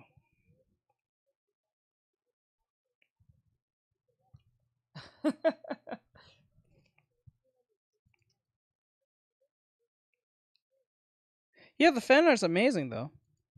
But the problem is like if that show came out the time when My Hero Academia came to an end or didn't come in existence, that would have been taken. Because look at Gachakuda. You know what I'm saying? And then as soon, like, not only that Fire Force probably would never got another season because of the backlash, but Gachakuda would never exist right after. Probably. Most likely not. Because I think she used to work on Fire Force back in the day. She used to be his assistant. Yeah. Gachakuda is frustrated with how toxic people have become towards her work. specifically those here in America. During a live stream, Kate Urana got frustrated as she had to shut down many questions of fan canon shippings and asked if she was non-binary, racist, and more. With this being what she said. How do you just ask someone if you're racist? I guess you can ask, but like they're not gonna say technically yes unless they're trying to irritate you. As translated via an app, including this as well. You can pause and read. Long story short, she says, from my perspective, this is a common sense rule, but if nobody says it, things will turn into chaos, so I'll say it. If someone brings unofficial settings or outright incorrect ones right in front of me and keeps saying, what do you think about this? Hey, look at this. What do you think? Or hey, over and over again. Oh my God. I think it was just Fire Force, if I remember right. Because I think she said she was a big fan of Soul Eater, but I think she got the work on Fire Force. So, of course, I'm gonna reject it. Maybe because people have forgotten, but I am part of this official side of Gachi Yakuta itself. What frustrates me is not the unofficial settings themselves. It's the people who throw childish tantrums about them. And believe me, we all know who those people are. It's the godforsaken shippers. And when they point out that, yeah, that's not really something we're going to be doing, or when you add in original characters and try to hashtag it and try to make it as if that belongs in the actual show and make it canon, you're disrespecting the creativity and the creative process of someone who has more talent than you. And how do I know that? It's because their characters are so intriguing enough to you, you want to take them and make your own story out of them. You don't want to make characters based off of this. You want to take the actual characters. You want to make them kiss. You want to make them hug. You want to create a little bit of romantic tension where there may be some if I watch the show, or there may not be at all. Like what you freaks did with My Hero Academia, because I will grab you consensually by your shoulders as I say this. A character telling another character to commit by telling them to swan dive off of the roof is not romantic tension that will lead to them kissing. That is bully turned friend character arc that went through that entire show and manga. And as it went on, it was clear as day. But the most traumatized, mentally disturbed motherfucker decided that that was romantic tension, because the only way they could see a happy ending is through layers upon layers of abuse. And that's what there it is. He got it. He got it. He figured it out. He knows. Bullying is. And if you disagree with that, I feel as though you might have struggled dealing with and recognizing emotional attachment as you were getting older in your time. But that is just one layer of how one could be annoying. It's constantly badgering somebody on social media because they've given access to you by engaging with fans and retweeting and liking things, and you've decided to constantly berate somebody and talk to them about how this should be a ship and that should be a ship and this should be canon and that should be canon. My original character should be canon. And it's overwhelmingly. I understand where she's coming from. I will never say yes to anything that anyone brings up to me, whether it's my family, friends, viewers, mods. I would not do this. Like, this is why I'm very hesitant to do anything close to a webtoon, because like once that becomes even close to popular, inkling or a pinky toe of being popular at all, you have a bunch of people who wants to push their nonsense onto your project, something you built on your own. They didn't build it at all. They just want part of it. And then when they put any form of investment into your thing, they feel like you owe them something. So like if they see your show, they like your show, your webtoon, whatever the fuck, and they say, hey, how about you put this type of character, and you say no, they get mad. The reason why they say no is because once they let you have any inkling of anything, they know you're insane half the time. Not all the time. Sometimes they're just genuinely just giving an idea. But like 9 times out of 10, do webtoons and just fans. But like 9 times out of 10, will say no, because once you give them that inkling of anything, they're going to say, hey, I gave so-and-so an idea, and they're going to use it, so I'm part of the thing. I should be compensated, and X, Y, and Z, and blah, blah, blah. Nah, I don't want to hear you. I don't want to hear your thing. I don't want to hear your idea. I don't care how much you was stewing on it. Make your own shit. Just save me the headache so you don't have to go to your stupid little friends and say, I helped them with that thing and I gave them the idea. It wasn't for me. They wouldn't be, nah, bro, fuck you. Nah, we ain't doing none of that. Annoying. The next one is apparently one of these characters and the hopefulness that they were trans. And I'm going to stop anyone who's going to bother me. A trans character is not really the end of the world as long as the character's story makes sense, as long as they're a good character with some good story beats. Maybe they have an interesting arc. Maybe they just sit there and just put the beats to somebody. Maybe they're fan service. As long as it's overwhelmingly positive in the story aspect, who could possibly care? A lot of people, and they were hoping that this character was trans, and at some point, because they don't know how to read. If they was hoping, then that proves how much these people didn't read the manga or didn't try to get the manga, didn't care for the manga. Because what's the irony in this is that you don't have to hope for anything when you're watching anime. If there's a manga, the manga already did it before the anime, because that's if a manga is like a glorified.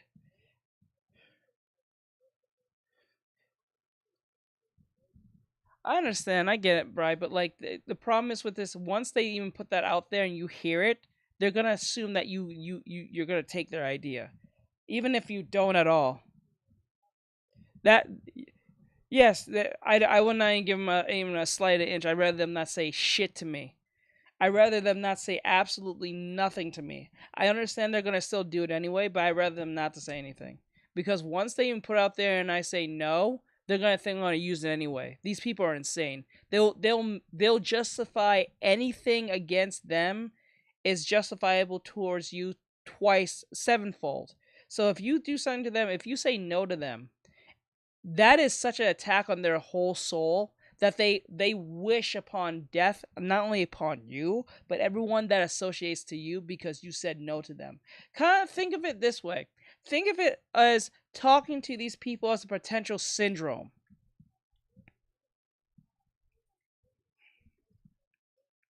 I understand. They're like, look at it like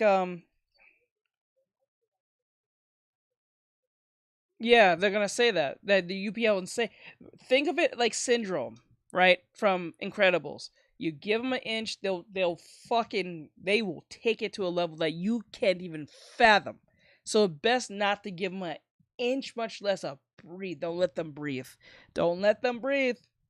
Don't let them, because they'll say, "Yeah, I helped them with that. I should get compensated. You used my character. You took my character idea." No, fuck you. Incredible boy. Read quotations and then you get a bunch of syndromes trying to kill you on Twitter. Understand how sentences are structured. They believe that the author confirmed that the character was trans, and that was not the case. Tamsi is canonically trans, or at least that's what it says in this tweet, when someone said that Kei Urana, the creator of the series, messaged him and told him that Tamsi was trans, but no one would believe them. Of course, this DM is obviously fake. That's fake. Why would you bring that up knowing it's fake? But a lot of people took it seriously, especially when Urana replied jokingly and said close, but I don't use the poop emoji after laughing. And y'all, Urana was very much joking. That is Urana's personality. They're really fun on Twitter. And so they had to clarify in another tweet because people were not getting it. Saying, don't impersonate me, watch out for fake screenshots, and it's not them just because they use the poop emoji. In an earlier post, Urana addressed specific rumors such as denying that character Tamsi is transgender, stating, "They're saying things like Tamsi is transgender. I don't think that's the case at all." These clarifications often trigger backlash, with some fans accusing her of ignoring their views. Separate rumors about Urana's own gender identity circulate, saying she's non-binary based off of old requests for neutral pronouns in translations. And maybe there were people overwhelmingly disappointed by that, but that is another one where people will get so excited about they just went based on how he looked, because they went based on how he looked and how he sounded. Because since he didn't sound like a masculine individual, like an Engine or even a Rudo, or like what do you call it? That one dude with the giant arms, I forgot his name, with the garden hose. Because Tamsi looks like the typical, like, very soft type dude. They went with that. So piece of representation and demanding that it matter so much and demanding that it be a real thing, not realizing that that's not the intention with these characters. And again, disrespecting the creative process set and put in place by someone who's dedicating time to telling a story with these specific characters. That one was a little bit on the shorter scale because it's not really as big as the shippers being annoying and this next one, because you could imagine me finding out that the author of this anime and manga called Grip 'em Down There by the Coochie is somehow racist. Okay, now he's definitely trolling. I'm gonna start calling it that too. Gripping him down by the coochie. What? Yo, he's really trying to piss off everyone. Grip him down by the coochie. What the hell?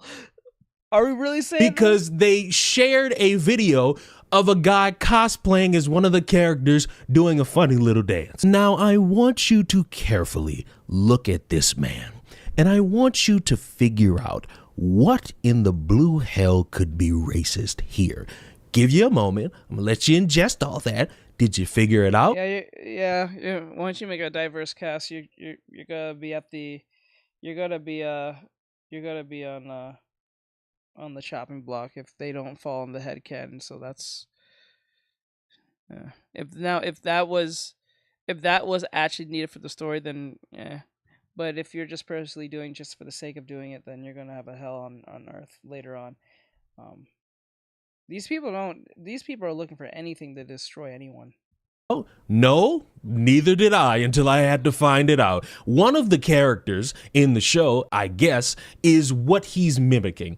And he's dancing around just like this character in an effort to say, hey, I'm relating and I'm cosplaying and I'm dressing up as this character and I'm doing a funny little dance. But there are people out there who dedicated time into thinking that that was racist, and the author is racist for sharing it. I don't know why they'd be mad. There's nothing to be mad about. The dude was just doing a funny little dance. I don't think it was being malicious or racist at all. It doesn't come off to me as anything close to racist or thing. And this doesn't look malicious to me.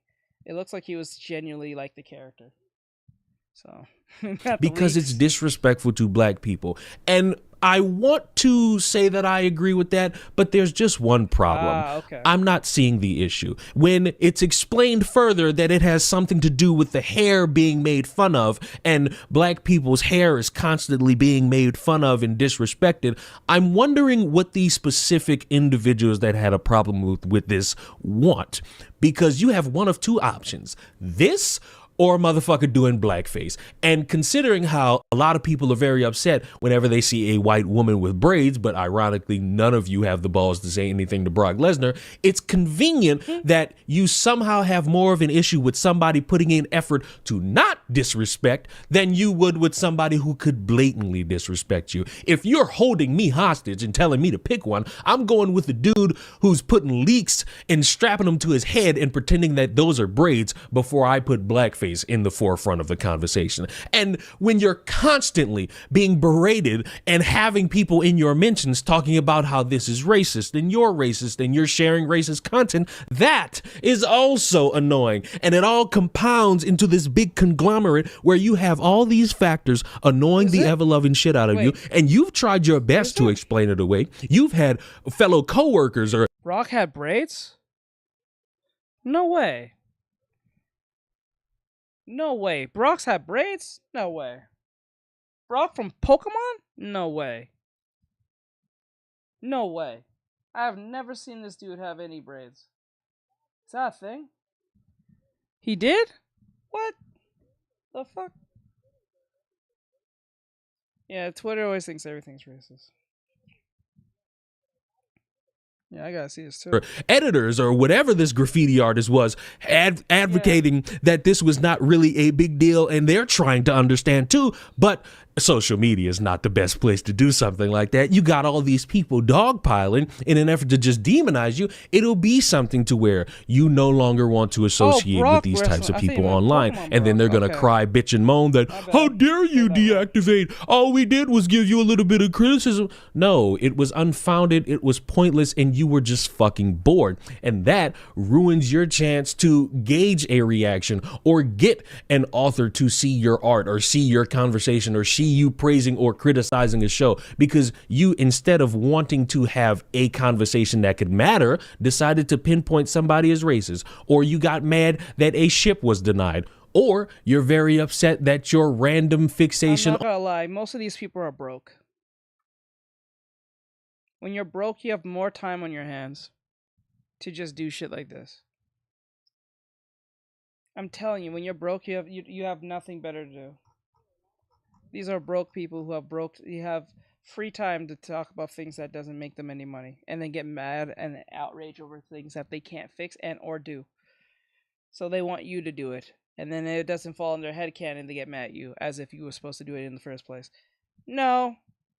If someone wants to make a black character seem silly or something like that in their anime or their manga or their webtoon or whatever the fuck they mean, that's their business. That's their story. That's whatever they want to write. It is not their obligation to make the black character be a specific way you want it to be. They'll make their character whatever they want. Whether it's a black character, Hispanic character, white character, Asian character, an alien, a demon, a monster, so on and so forth, a dog, you know what I'm saying?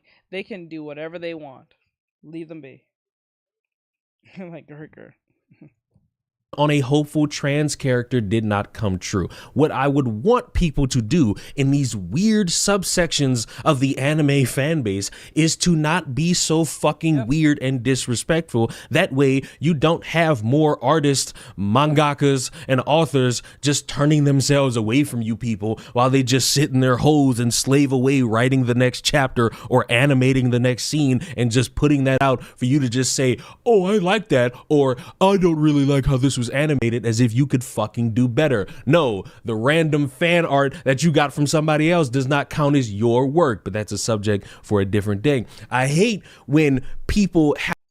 Yeah, they get mad when the character doesn't act into a stereotype that they want it to be, which is irony. These people be against stereotypes but don't want the stereotype. Like they don't like stereotypes, labels, or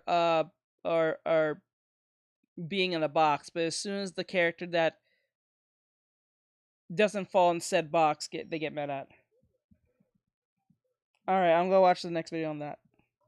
Have to just get away from what they love and engaging with other people about what they love, because there are individuals out there who ruin it for everybody. I'm certain that this lady tried her best in understanding, tried her best in communicating, trying her best to be a good author who's reaching out and engaging with fans, but it gets to a point where it is annoying to deal with some of these individuals, because all they do is whine, bitch, groan, and fucking moan to the point where it's not fun anymore. It's not fun to engage, and people just lose themselves in their work, and they go on to just make that not engage as much as they used to. And that's sad, because as someone who creates something, you should be able to engage with an audience. You should be able to engage in the discourse. You should be able to, confirm, have fun with some fan art, and have a fun time. But these people who dedicate more time into being angry because they're not getting what they want, it just ruins. They're just broke. Broke people have broken minds usually. Not broke people, but people who are broke usually don't have time to be putting times in things that they shouldn't be. So the fun around it. It's the reason why. That's why this is why that girl said time. But it's like what that girl said when she said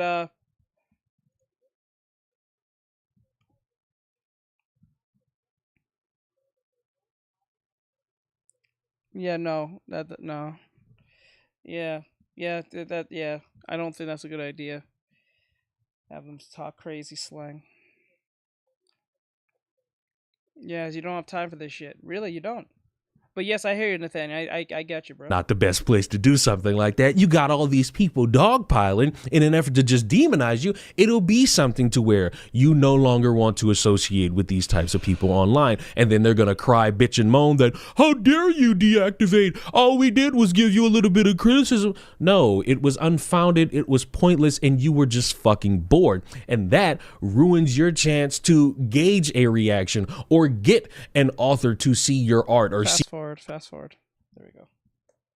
people to do in these weird subsections of the anime fan base is to not be so fucking weird and disrespectful. That way you don't have more artists, mangakas, and authors just turning themselves away from you people while they just sit in their holes and slave away writing the next chapter or animating the next scene and just putting that out for you to just say, oh, I like that, or I don't really like how this was animated, as if you could fucking do better. No, the random fan art that you got from somebody else does not count as your work, but that's a subject for a different day. I hate when people have to just get away from what they love and engaging with other people about what they love, because there are individuals out there who ruin it for everybody. I'm certain that this lady tried her best in understanding, tried her best in communicating, trying her best to be a good author who's reaching out and engaging with fans, but it gets to a point where it is annoying to deal with some of these individuals,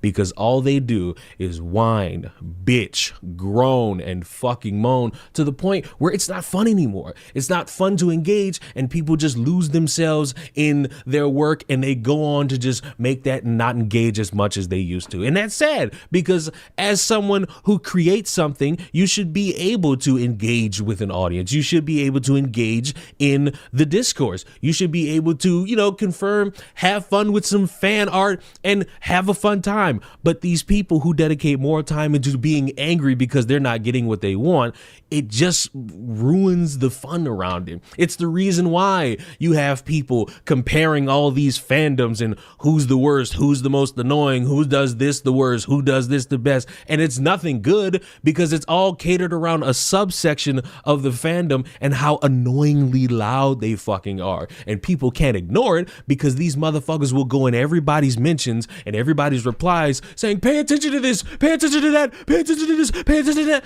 So fucking annoying. And honestly, I wouldn't be surprised if this lady does not come back to Twitter at all. Maybe they will, just to promote things, but honestly, to stay away from a bunch of negative shit, this would be the best outcome. And all these motherfuckers would have to do at that point is yell into the wind about how nobody heard their plight about a fan art, some fan fiction, or racism. And just to bring it back to that one specifically, again, what the fuck do you people want? Because in the cosplay aspect, we all know you don't want motherfuckers painting their face black. So this cheap rendition, right? Thank you. What? Like, thank you! Of fan turning into character, which is not a new thing. It's easy to do, it's simple, and they're not doing anything else. What, would you rather the motherfucker put braids in their head and that could be an easier conversation for you? No, this is the weirdest part. They want black characters to be popularized, but they don't want no one non-black to dress or be like those characters. Anyone who's non-black is barred from dressing as or trying to be like that character, because it's appropriating, it's evil, it's this, it's that. But then the same people say, why we gotta have more representation? I'm like, which one is it? Do you want it or you don't want it? What the fuck? What, no, this was simple, but because you motherfuckers wanted to cry racism for no fucking reason and not have it be an actual conversation, you're now running scared or running pissy because no one's saying, or no one in the author's aspect is saying, oh, I feel so bad for you, my bad. And even when they try, you still sit there and demonize them. So congrats, you played yourself. I think more motherfuckers got to grasp that your expectation of what a creator is doing is not going to be what the creator actually does. They have a process, whether you like it or not. Can you not be so fucking annoying? That's all anybody would really want. Everybody would want to talk about their favorite thing and their favorite show and their favorite sport. All they would need is for people to actually want to engage and not turn it into this better be canon or you're evil if this. Because I think we can all agree, as I've said numerous times throughout this video, it gets to a point where you don't even want to talk about this shit anymore. And even loosely seeing this from a distance makes me not even want to engage in discourse and grab him by the coochie, because it looks like a fun anime. It looks like it could be a funny manga, an action-packed manga. But oh my, knowing that this is in it, it just turned me off. And maybe that's me not really thinking about it enough to where, oh, I shouldn't even have to deal with that. I could just watch the anime. But just seeing dumb shit, it sometimes just turns the soul off. But let me know, is it okay for people to constantly harass an author about different shit or accuse them of something when they're just sitting back and sharing videos in harmless fashion? I know the answer to that. Let me be a YouTuber who asks you questions at the end of the video. I will see you all in the next one. Mwah! Attack on Titan is the greatest anime of all time. I will not argue about it with a fucking soul. Alright, let's see what Sylph sent me. Let's see what Sylph sent me, bro. We're gonna see what she'll sent mom. Those are some heavies. Anyway, gotta go straight to Instagram. As soon as I open Instagram, I see heavies. Holy shit. Oh, this is some cool fan art. What the fuck? Holy shit, this is cool. This is super cool. Oh yeah, the booty cult. Yeah, let's jump into that now. Kind of want to see what that was about. The booty cult! This is gonna be interesting. I wonder if I do choose. Let me see. Let's see. Yes, I will share with the class. Give me 1 second. Just gotta copy, paste, take that out. Let me see. Is this it? No, that's the other one. Okay, go here. And then bam. Group. Wow. Let's go. Okay. There we go. Oh, that's how it works. Oh, now I know how that works. Okay, cool. Okay, so for those who don't know, this is from Debunk File. He has 221,000 subscribers. This came out 3 months ago. It has 91 point. Oh, it shows the likes now? Oh no, they don't show the likes or dislikes. I forgot. No, it just shows the likes. 9.1 thousand likes, but it never shows dislikes. I remember YouTube stopped that. Anyway, so this is called Horrors of the Booty Cult. This was sent from me by Sylv. I don't know what this is, and we're gonna see what it's about.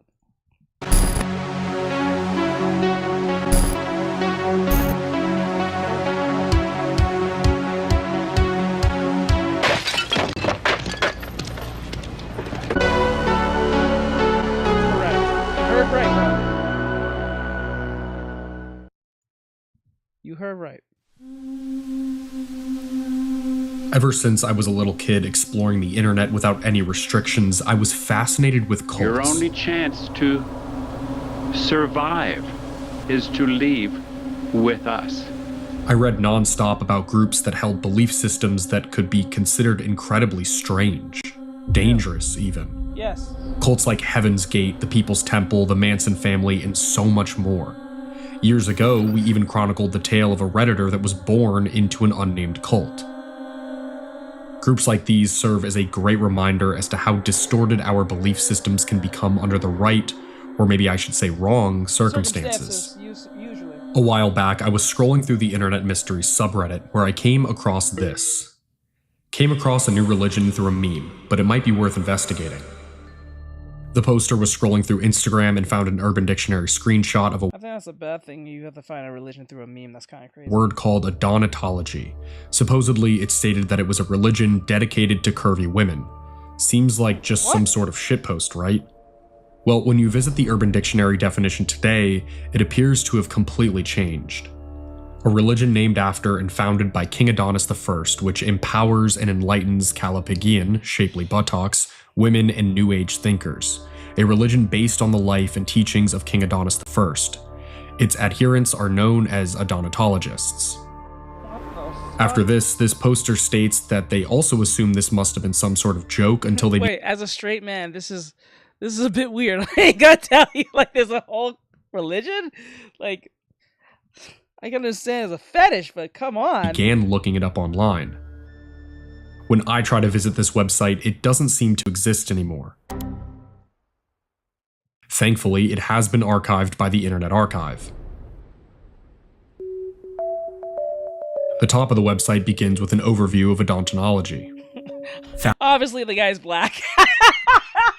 Founded by His Imperial Majesty King Adonis in 2009, odontology is a 21st century religion based on the worship of King Adonis I, the Heavenly Father. Its adherents, known as odontologists, women with curves and New Age individuals, believe that King Adonis I is God reincarnated. Odontologists seek the universal truth about the Heavenly Father and themselves. Odontology empowers women with curves and New Age thinkers to achieve enlightenment and happiness. Odontology aims to create the ideal world, a world of love, beauty, tolerance, and prosperity. Odontology is one of the world's fastest. He said their mantra will be like, I like that wagon, you dragon, or jump to the clap for the Lord, praise the sun pose. Mikey! Mikey! Growing religions with about 20 million followers worldwide. According to this intro, odontology goes all the way back to 2009 and has over 20 million followers worldwide. These claims are dubious at best, and I definitely will be looking further into these bold proclamations. For now, let's keep exploring this website. Why is his mouth like that? Look like he's trying to stop himself from laughing. Seeing that this religion is seen as empowerment to women, it begs the question, oh, it's just, how would they okay, it's empowerment of women. This is just simping. It's a simp cult. Okay. Okay, it's not even feminism, it's just simping. Okay. Yeah, it's a simping cult. Okay, I gotcha. determine whether a woman is curvy enough to be an odontologist? And what about the women that aren't? Am I looking too deeply into this because it's clearly a joke? Or is there something more to this all? If you click the arrow at the end of the page, it shows a new screen saying, discover and learn the 8 paths of odontology to reach your highest level of spiritual. The 8th path. This dude took some Naruto concept, the 8 paths of enlightenment. There are the bodies of 2 women in this section, but it's unclear as to who they are since their faces aren't showing.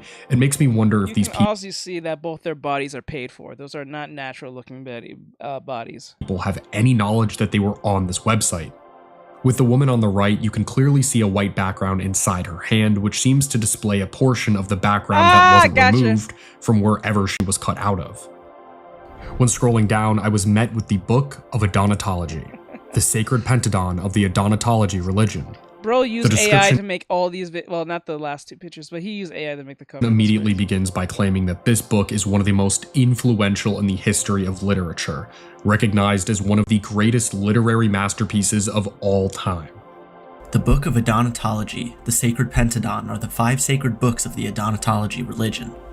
It is the holy revelation of the true existence of Adonis the Heavenly Father and Isa Elohim the Holy Spirit. I love how all y'all just use a bunch of like religious terms and just use it for your own bullshit. It's like nothing's really changed. You just changed the... It's insane. Yeah, usually. Rose and neck braces. The curvaceous Mother God. These holy revelations were given to our Lord and Savior King Adonis on the day of his enlightenment by the angel Elishamel on January 3rd, 1990. You guys just making shit up, Elishamel? What the fuck? What the fuck is this? Lord and Savior, you guys, what the fuck? 96. The Book of Odontology is the supreme authority and living source of all odontology teaching, the sacred text that sets out the creed, rituals. I feel like at least with the Satanism, at least you guys are worshiping an angel that did exist, a fallen angel that did exist. But like, Jesus Christ, you just made up a whole character. Like, what is this? What is this? Like, at least with the Satanism, at least you guys are like worshiping a angel that exists, a fallen one. But like, this is just out of the ass. No pun intended. Like, Jesus Christ. That shit. At least you can at least say Lucifer is real, but like Jesus Christ, this is just made up. You're just making shit up as we go and just using Bible terms, like literally, like what the fuck is this? What the fuck? Ethics and laws of Adonatology. With this section, we were able to learn that King Adonis supposedly became enlightened in early 1996, though as we saw— Obviously, he's a dude in a fucking. And why does he look like that? Why does he look like that? You're right. It's crazy. Praising Jesus is crazy word. I can't take this serious. And and the way he looks, why does he look like that? The first path of delusion. Second path is the body. What?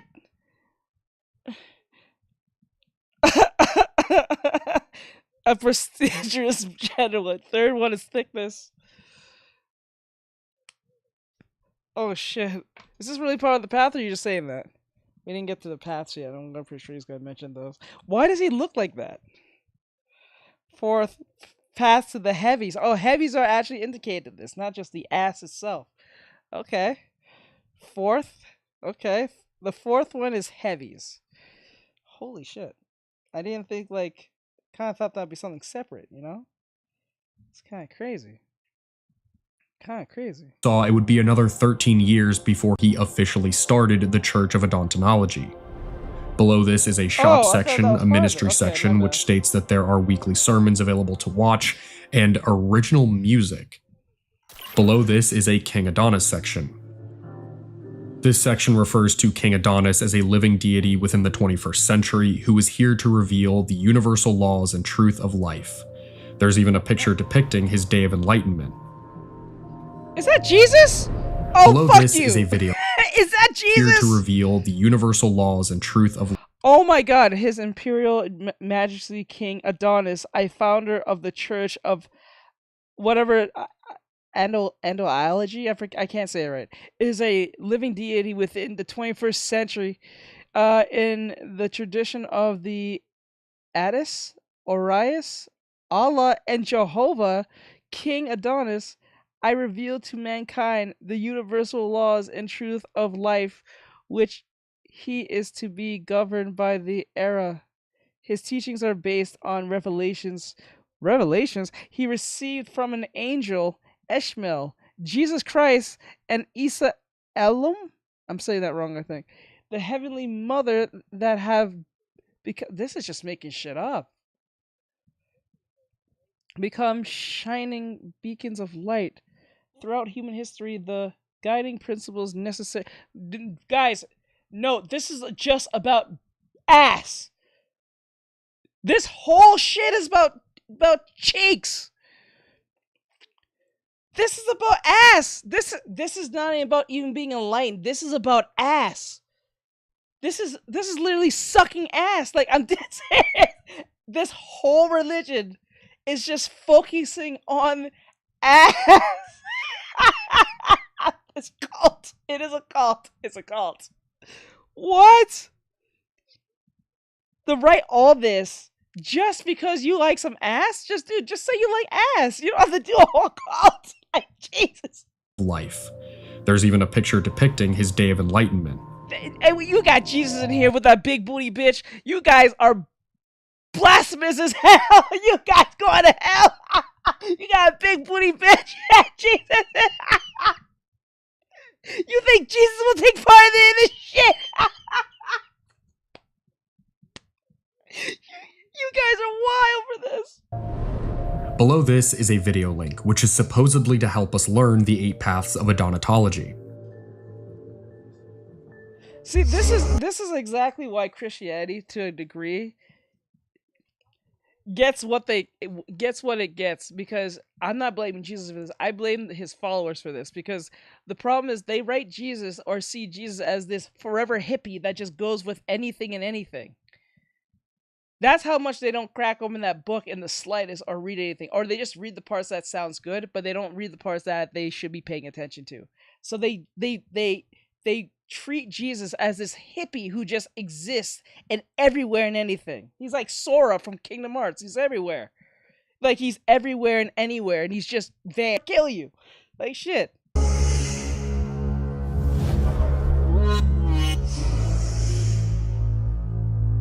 On a physical sense, I'm saying. But with Jesus, it's more like, I'll kill you on a spiritual sense.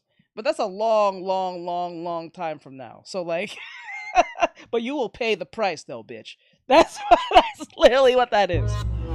This video is strangely edited and features what I can only assume is some of the original music that was advertised above. Excuse me? What is this? This is... Path 1 is the subconscious, a state of death and a lack of truth, knowledge, and self-awareness. Part 2 is rebirth, a path to a new beginning with Adonis Elohim, a path to education, growth, rationale, and coming into knowledge with the Book of Adonatology. What? Feel free to pause the video if you would like to read these all on your own, but Subconscious, state of death and lack of truth and knowledge, lack of self-awareness and world around you, ego, psyche, emotions, wrong consciousness. You know, they're just repackaging. This is just a repackage of other religions doing the same thing. That's literally what they do. They just repackage what others have done before. Right? Emotions, wrong, conscientiousness, hopes, thoughts, desires, and dreams not materialized. What? Thoughts and desires, dreams are not materialized. Okay. Rebirth. It says reawakening to a new life awareness transformation, the path to new beginning with idioms, or I don't know the dude's name. I can't say his name right. The path into the right direction, right spirit, right thought. This is the path of education, growth, rationale, logic, right conscientiousness, and coming into the knowledge of what the fuck. Okay, let me see. Sacrifice, selflessness, giving up hatred, jealousy, and anger. You guys are just repackaging the Bible in Bible terms and then calling it a whole new thing. This is exactly how that dude got caught up. How that one dude who wrote The Secret, remember when Oprah was pushing that one book called The Secret, and then we found out everything that the dude wrote was just a modern, more rewritten version of the Bible, of Bible verses specifically, not Bible stories, but Bible verses. Then he was caught as a fraud for just literally he just literally copied and pasted everything the Bible said, but just modernized the words. I'm gonna start beginning to get kinder to myself, right? So like selfishness, giving up hatred, jealousy, anger, renouncing traditional beliefs. What? Eradicating bad habits, bad foods, toxic substances, toxic persons, toxic relationships. This is a path to betterment of your physical and mental health and giving to others. 4. Tolerance. Accepting and loving oneself and others, the planet tolerance of female body, positivity, curvy shape and form to female sexuality. This is just feminism bullshit. This is inclusivity, feminism bullshit type simp shit. I'm gonna see freedom of sensual expression and speech. The fuck? Okay. This just sounds like the reason to suck off women's assholes. Let me see. Abolition? Is that saying abolition? Abulon? I think I'm reading that right. Cleansing and purification of the body and spirit from uncleanliness and negative energy. Profession of faith. The declaration of Abian is love, beauty, and savior of the world, that he is the light of the world and came to enlighten the whole of mankind. What the fuck is all the godliness or goodness. Is that I'm saying that? Holiness, righteousness, the core characteristics of Fabian, and the goal for all mankind to achieve virtue, kindness, godliness. Oh my God. And generosity to all people, perfection, outer beauty, and inner beauty of the character, infinity, and immortality. Kindness, maxing. We just put maxing behind virtually any word these days. The royal godhead, the spirit of man's infinite self, beyond the physical. The core. I'm pretty sure there's a lot. The core consciousness of man. It's literally about ass. It's literally a fetish cult. A lot of men like ass. Let me see. Knowledge of the universe, releasing divinity within oneself. The path to the direct connection to allium of the creator and Isa. Oh my God, the godness living as immortal in the life of the afterlife and enlightenment of heaven. So is there like a hell in your cult, or just everyone's just accepted no matter what they do? But as far as New Age religions go, most of the paths seem fairly standard. Almost none of these paths have anything to do with curvy women, but Path 4 does. Tolerance. Accepting and loving oneself, others, and the planet. Tolerance of female body positivity, curve shape, form, and female sexuality. Freedom of sensual expression and speech. What they're really saying is, let me be a hoe and let me hoe around and let me do what I please, because, you know, freedom of speech and tolerantly, you're going against my freedoms. That's pretty much what that is. That's what they're really saying. Just let me hoe around as much as I want. Let me have my hoe era or my hot girl summer type shit. That's literally what they're saying. Part 6, Profession of Faith, also stood out as it involves a direct declaration that King Adonis is the love, beauty, and savior of the world. Hell is no limit. After this series of edits, it fades into a curvy woman. Once again, it's unclear as to where this video was really taken from. Bro, the same is also true. Bro, this feels like one of those crypto. It's like one of those It's like when you watch it's like Andrew Tate and those people, and they try to sell you like a course to do crypto shit. True with the section immediately below. These are supposed Adonatologists with images that are once again kinda suspicious. A few of these images actually happen to be videos. Unfortunately, it appears as if only 2 of them have been properly archived, but needless to say, they're really weird. Hi, I'm Heidi, and welcome to Adonatology from Greece. Thanks to Adonatology, I learned how to connect with myself and the beauty of my curves. Right. I'm pretty sure you had to go to the doctor to do that. And then he gave you a price, you paid it, and then you're now connected to yourself because he cut you up a little bit. Right. I look in the mirror, I see in myself the love King Adonis I has for women, art, sensuality, and the joy of life. All you are just witches. You're just concubines of the devil, that's all y'all. Let's call it for what it is. Right? You can really get anything from Fiverr. Hi, I'm Tiwa MJ. Welcome to Adonatology from Nigeria. The book of Adonatology makes sense with truth, sexuality, and enlightenment. It is the most life-changing philosophy there is for curvy women. How much you want to bet majority of these women who are speaking has an OF?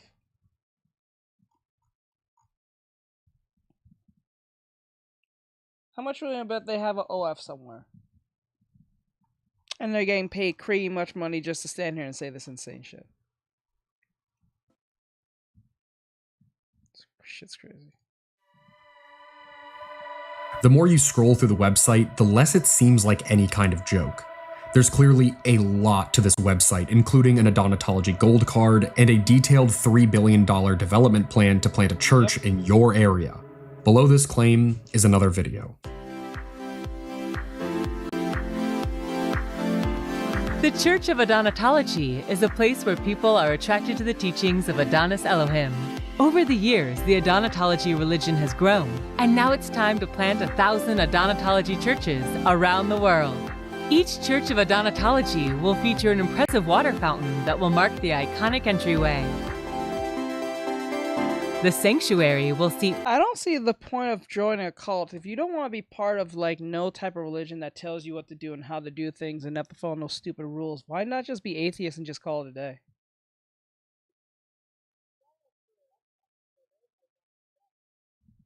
Like, I just don't understand this. Like, it doesn't make a lot of sense to me.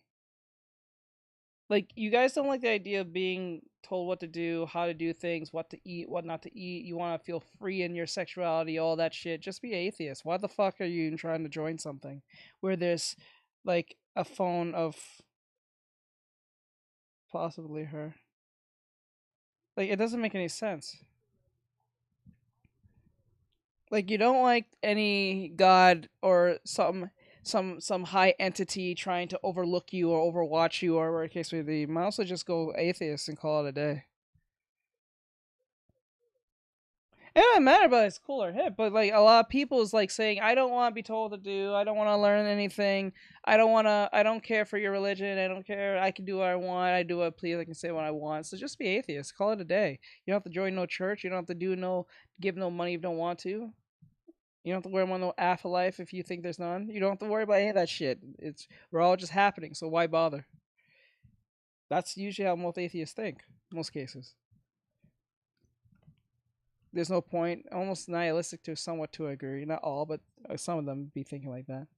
So why bother joining a church with other people who believe there's a, you know what I'm saying? It makes no sense.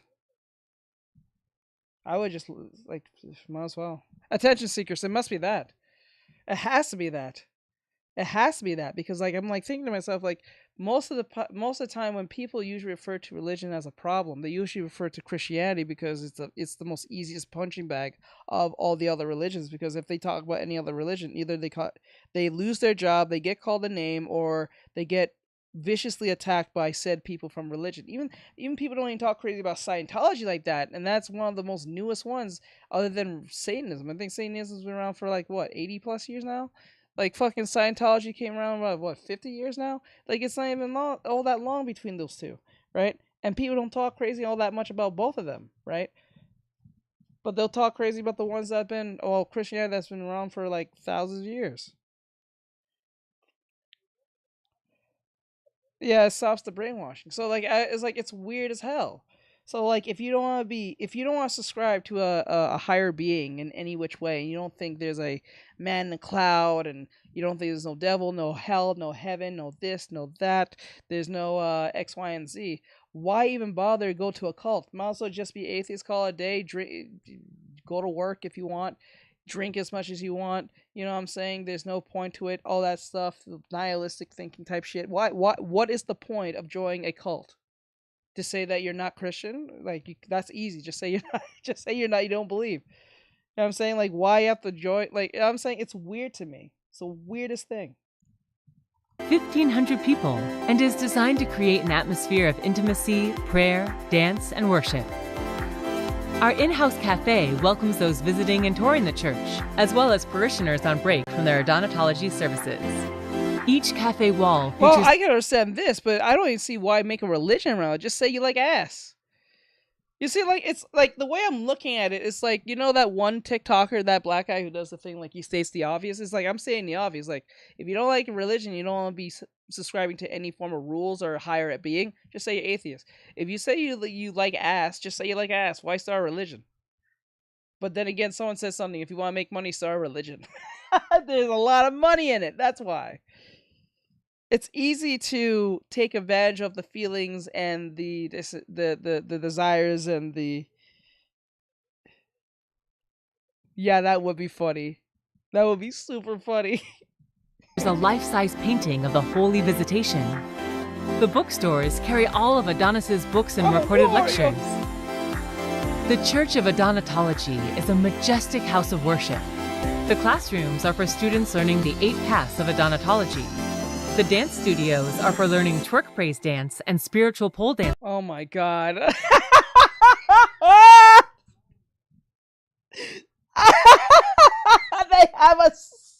They have a stripper poles. They got stripper poles. Oh my god, I'm so happy to talk to you, bud. Like, Jesus Christ. Damn, okay. The indoor spa is an elegant, relaxing wellness retreat for days when it's too cold or hot outside. These spas are designed to help odontologists I didn't doubt you. It's just like I didn't know it goes this deep. Rejuvenate their mind, body, and spirit. Finally, God the damn. offices of the Church of Odontology are always open to members who are seeking counseling and guidance for spiritual and personal enlightenment. As I got down to the bottom of this homepage, it's clear that it used to be pretty easy to contact them and that there are a multitude of social media links. Once again, I will be doing much more research regarding these things, but before we get ahead of ourselves, let's finish examining the website first. Luckily, or unluckily, depending on how you look at it, a lot of the sections in this website are pretty similar to what I've gone over. I came across a section titled The 7 Principles of Wealth, where it states that an individual can be taken to a higher realm by reaching all 7. Let me guess. Let me guess. To get to all 7, you have to pay? Do you have to pay or give money to get higher into the ranks of that? I bet you of anything that what's going to happen. It's a Ponzi scheme in some way. While you can't skip the first principle, you can skip principles that don't apply to you. These principles are predictably about building wealth, but there are some weird statements to say the least. In the third principle, it says that poverty has no place in the life of the odontologist or in the kingdom of God. And then in the fifth principle, it states that the church... Go back? What? You can't skip the first principle, you can skip principles that don't apply to you. These principles are predictably about building wealth, but there are some weird statements to say the least. In the third principle, it says that poverty has no place in the life of the odontologist or in the... Oh shit, you can't be poor. Yo, I'm telling you, we're gonna get to the point where they're gonna make you pay to be a member. You gotta pay to be a member. He said it says poverty has no place in the life of odontology. Kingdom of God. And then in the fifth principle, it states that the Church of Odontology is encouraged to support Adonis Elohim and to give and help the homeless. These statements seem a bit contradictory, don't they? Right. In the core tenets section, we are given 10 tenets. Most of these are similar to what we have seen before and are what you'd expect, but both the 9th and the 10th stand out. The 9th tenet states that an odontologist must be of good physical and mental health to join. So basically, if you don't fit this religion's ideal body type, you cannot join. And this is supposed to be about empowerment and body positivity. Right! Think about it. They don't want no uglies up in this bitch. We want no uglies. We ain't looking for no uglies. What the fuck? We don't need no uggos. The 10th tenet is something that must be chanted. We are the immortal ones, the Origos of Origos, the beginning of beginnings. We are the children of El, the Father God.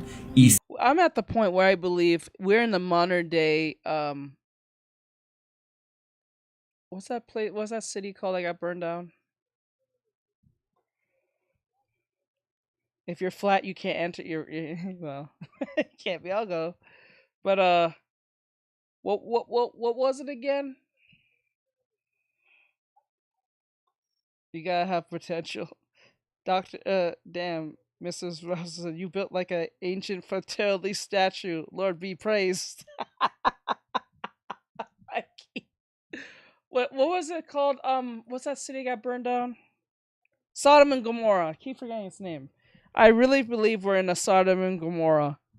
I actually believe that's what we're dealing with here. Isa Ilubanda, the Mother God, and the brother of Yeshua Christ the Son. One section gives us a clearer image of the odontology symbol and explains what it means. That dove right there is none other than King Adonis.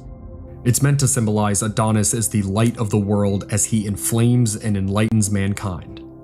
The Greek inscription around the golden sun reads, "Hail to the dove Adonis," followed by the Church of Odontology inscription written in plain English. When hovering over the King Adonis section, I was hoping to learn more about this esoteric yet always discussed leader that must be worshipped. Unfortunately, this section doesn't give any information about him, but it does give information about his supposed wife, Isa Elohim. According to the Book of Beginnings and Kalipigos, Isa Elohim, the Holy Spirit, is the heavenly wife of King Adonis I. The Holy Spirit, a Kalipigan deity, and El Adonis had many sons and daughters called the sons and daughters of God. The sons of God were called the Nephilim angels who came to earth and mated with the daughters of man, and they brought forth giants. That is actually true. I don't know about the very beginning part, but the Nephilim part is true. They're fallen angels who mated with the humans. Well, with the women specifically, and then when they had babies, they became giants. That's why they had Goliath was a Nephilim. He was a giant. He was a giant when he fought David. That's why they was absolutely huge. They was like 8 to 9 feet tall or something. I think even higher than that. We got like One Piece character like sizes, these bitches. Yeah, they really are. They'd be surprised. They said like the more people have idle hands. What is it? Idle hands? Something about idle hands? Oh no, the devil likes people with idle hands or some shit like that. I forgot how it goes. But the if you guys know what I'm talking about. But like the thing is, shit, this is not good. Or praise be the Lord. You breaking the chairs in our ass? Yep. They're biggest mountains. Yep. They'd be biggest. The daughters of God were called Kalipigan angels. They'll be One Piece big. You know how in One Piece have like a giant, like big as giants, or like there'll be like some humans who'll be like bigger than usual. They'll be like 10 feet tall and be like normal. That's and they came to the earth and mated with the sons of man and brought forth the goddess. We are also given an animated image of her, which is just beyond absurd. What the fuck? What the hell? What are we looking at? No! Oh my, bro. Yo, if my girl had an ass like this, I'll be pissed. When you start looking like an ant, you stop becoming attractive at this point. Everything you wear is emphasized for like no reason. What the hell? What the fuck? Oh my god, that anatomy is horrendous. Hey yo, what the fuck? Hey yo, what the fuck? The bottom of this section states that the daughters of Elohim are considered to be a reflection of Isa, the heavenly mother, and that this image and reflection of the Holy Spirit I like how her ass looks exactly like that of an insane BBL. There's no way her ass looked like this. No way. No way. You can't be serious. Look. Come on, dude. Come on. This reminds me of that lady who got like a BBL and she went to Brazil and fucked it up, came back, and the butt was like, I don't know if they was supposed to like attach the silicone to her ass, but it was like it folded. Like she can literally like rotate it in her ass. It was the most funniest thing ever. Right? Oh my god. The booty religion. Constantly reincarnated in the form of curvy women. Okay, it's time to visit the frequently asked questions section, and we definitely need some things cleared up, so let's see what we get. The first question is, who created man? The answer once again brings up the event of January 3rd, 1996, but it's displayed a little differently. 1996? On January 3rd, 1996, the angel Elishamel, Jesus Christ, and Isa Elohim explained to King Adonis I that he created an advanced race of humans. Bro, in 1996, Tupac died. I think fucking Biggie Smalls died a year or two later. What the fuck? This is a cult. This is a bloody cult. Really? What? when he was in heaven with his father Belus and mother Urania at the beginning of time. During this lifetime, he was another version of himself known as God the Father and God the Son. King Adonis I created the goddess It is Isa so Elohim. convenient you're using a bunch of Jesus terms to say this. Father, the Son, Holy Spirit, and all that shit. Oh my god. And then you actually use Jesus in this is insane. A divine Callipygian, and Callipygian women of the earth are their offspring. Another question here is about whether Adonatologists worship women's body parts or not. Supposedly, the answer is no. They only worship King Adonis and Isa Elohim. They empower and celebrate curvy women, but worshipping their backsides is an internet myth.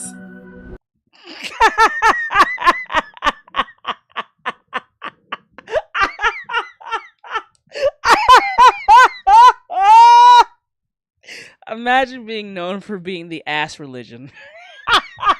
Your religion's so ass. Oh my god. Your whole religion is so ass, bro. Just nothing but ass about your religion.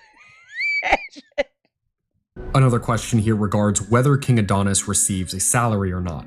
Yeah, he According to the answer, he does not. However, it does mention a separate entity called the King Adonis Foundation, where you can choose to donate to him. Oh my god. As we saw though, this church requires the purchase of a $40 book, a $250 membership that must be renewed annually, and a shop. So there is no— There's a shop. There's a shop. Shop and bro, daughter of something Isa. This is insane. King Adonis sneakers. There's sneakers, long sleeve tops.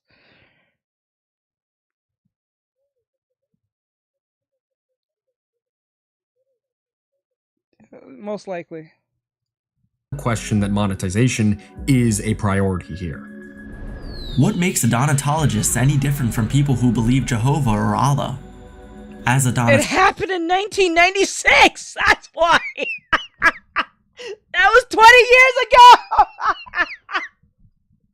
That's what makes it so different. It was literally 20 years ago, bro! Who asked a stupid question is insane to me! Bro, it was literally 20 years ago! Bro! 1996! I mean, 30 years ago, my bad, I'm sorry. But like 30 years ago, bro. Holy shit. At least with Satanism, they had at least 80, almost 100 years. To at least, almost near 100. To at least start theirs. Holy shit. We are believers and followers of King Adonis I and Isa Elohim, which means we do not believe in other gods. We understand that when our ancestors talked about God or Adonai, they were actually speaking of Elohim, or Adonis Phoenicia, in the Hebrew Bible, a word that literally translates to Lord, as the Israelites called him.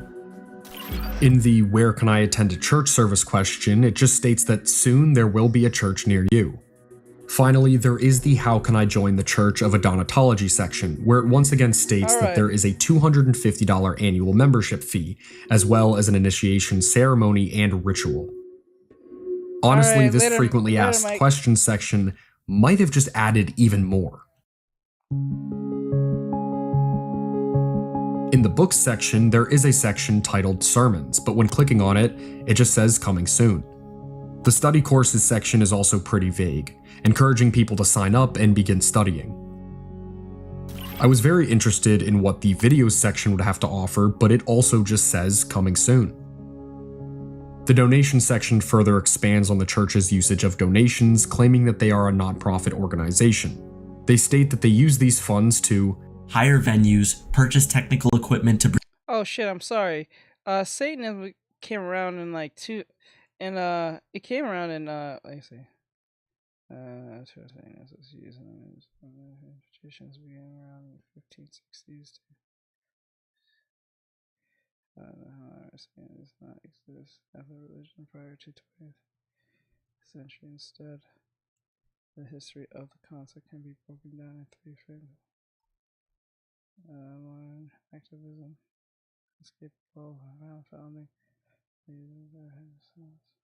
Okay, so like,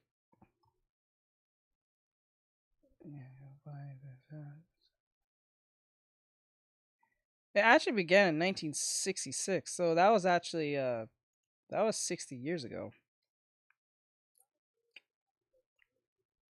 So it's not even 80 yet. It needs a good 40 years till it gets to 100. Produce our movies, print materials, travel and accommodation expenses, gifting to people less fortunate than ourselves in other countries, and general living expenses. We personally benefit from the donations you donate to Adonis or the Church of Adonatology organization. We believe the truth that sets you free should also be free of financial fees. The final section, the contact section, actually shares a mailing address which takes you to this out-of-the-box mail and ship center. That pretty much concludes the contents of this website, which left me feeling incredibly confused. What initially felt like some sort of joke really doesn't seem that way anymore and begs so many questions. Firstly, who is King Adonis? Despite being this seemingly constant figure, his pictorial presence is almost non-existent. I can only assume that this image on the front page was supposed to be him, and that's about all we have. Is this just some man attempting to sell his book in a truly bizarre fashion? Yes. Yes, you'd be surprised how most of these people are grifters. They'll do anything they're fuck. Is the Adonatology website just the overactive, possibly delusional ramblings of a guy with way too much time on his hands? Possibly most important of all is, are there any actual members of this religion at all? The original Reddit poster mentioned searching up King Adonis's name on Google and finding his own personal website. Once again, this website appears to be gone, and once again, we luckily have the Internet Archive so that we can still view it. Upon entering the site, we are immediately greeted with that singular image of King Adonis. This website seems to showcase his original music, and I just have to hear what this sounds like. The bro has music? He's making the music? So he's alive. Is he dead? Is he alive? I don't know. Like, they never said he was... This started in 1996. This dude's the same age, around the same age as I am. He's 2 years younger than I am.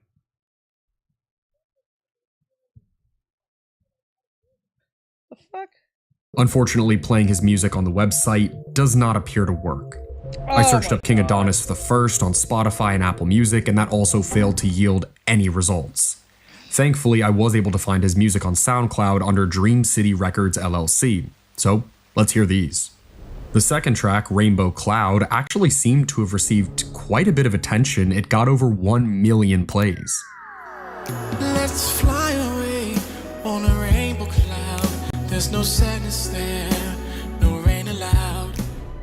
What the fuck?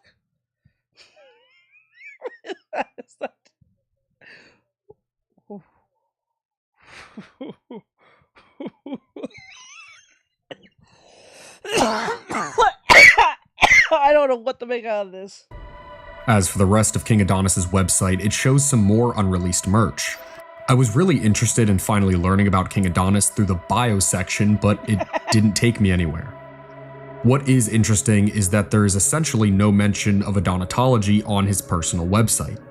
With just how engulfed in the religion he seemed to be on the main website, I found this intriguing.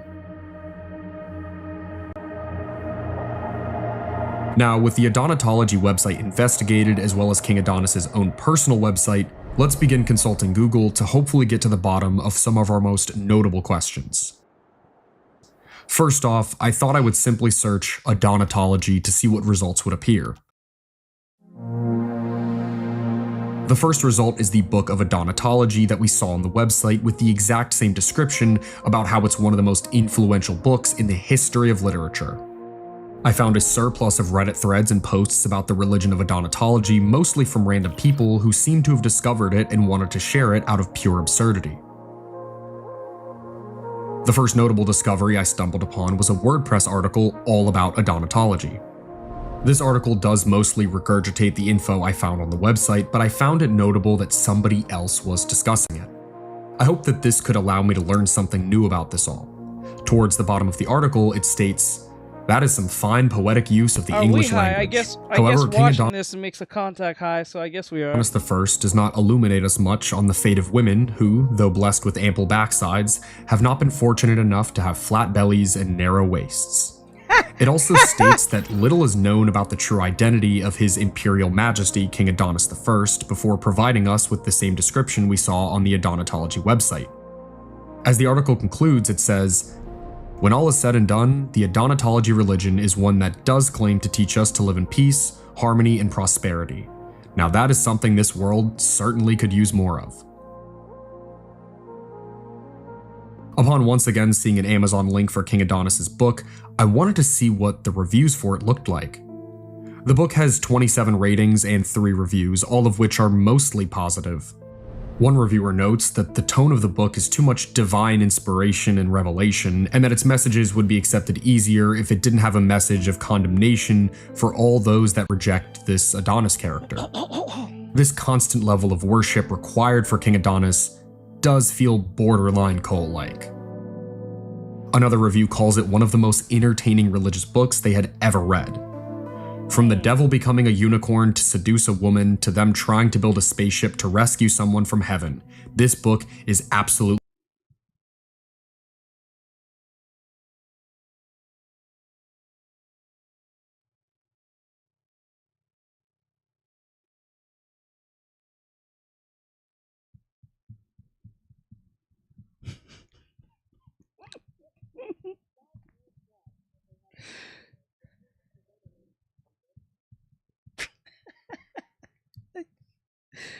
Oh my god. hilarious. Unfortunately, they do state that it is not very LGBTQ+ friendly. What? You just knocked out a lot of people. Hey, maybe they're not that bad.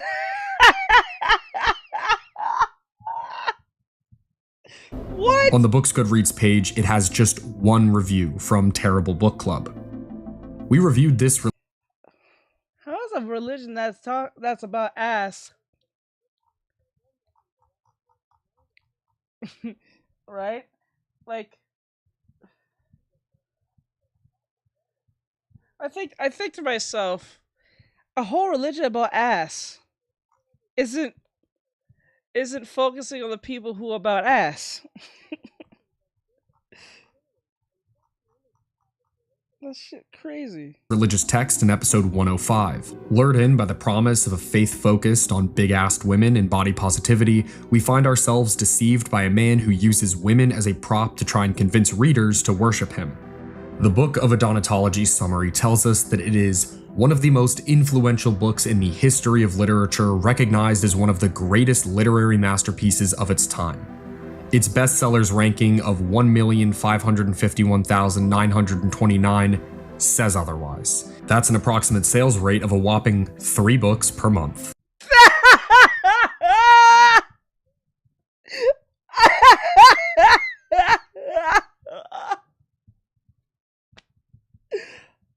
Oh, bro. This is why we haven't heard of Adonis, because his books sell too low. Oh my god, dude. Are you kidding me? Damn. Let's get the profits for that. Content warnings, aside from our usual barnyard language, we've got religious cults, sex cults, homophobia, transphobia, antiquated racial slurs, enslavement/torture, and the sexualization of women with large butts. There are quite a few viral videos on TikTok from people that discovered what Adonatology was, but we've still gotten little in learning actual new details. Hey, I hope you guys do know nose ring theory also applies to men too who do it too. Just to let you know. So, usually we see women do it because that's usually the main mascot for that, but this applies to men too, so. Nose ring. Details about it. Big, curvy women's behinds. Lord have mercy! Sign me up! One of my main questions this whole time was whether this religion even had any real followers at all. That's when I found a Facebook group for the Church of Adonatology that had 11,000 members. Could this finally be the proof that I've been searching for? Unfortunately, no, it wasn't. The description of the group straight up says that they are not the actual owner of the church and that this is just a fan page. I did find another Facebook group though. This one actually says Church of Adonatology Official, boasting 379 members. Could this truly be the proof of followers I was looking for? Is that supposed The to be About a section what? simply says, spiritually empowering women with shapely bottoms using the teachings of His Imperial Majesty King Adonis I, Adonatology.com. There are posts made as recently as late 2025, and most of them are asking how they can be initiated. That too. Of course, there are a bunch Not all the time, but I do think that too sometimes. of photos of curvy women here too. There is an admin present in this group as well, and on one post he officially welcomed 5 new members. Something I found notable was that all of them were male. After this, I found another article about Adonatology on tuco.co. This article seemed notable for its mention that Professor Carol Cusack, Professor of Religious Studies at the University of Sydney, shares her expert insights on the emergence of new religious movements such as Adonatology. The article itself, though, is mostly a regurgitation of the unproven claims found on the Adonatology website. The fact it has 20 million followers and it plans to build more than 1,000 churches worldwide. The article feels very similar to the WordPress article until we get to the professor's interview. Most of these questions center around the phenomenon of modern religious movements as a whole, but there are a few questions asked about Adonatology specifically. What is your understanding of Adonatology and what has been its impact on religion and worship? Adonatology is a small and not well-known invented religion. The founder, King Adonis, launched it in 2009. There are a range of books that have been published by King Adonis, for example, the Book of Adonatology, the Sacred Panadon of the Adonatology Religion 2020. Episode 105 of the Terrible Books podcast is on this religion, which explains its contents reasonably well. King Adonis was enlightened on January 3rd, 1996, when the angel Elishmael visited him with revelations of the Heavenly Father and Isa Elohim, the curvaceous. How can you be a king of anything in 1996? Where in 1996? That's the question. Where in 96? Who recorded this? How was this documented in 1996?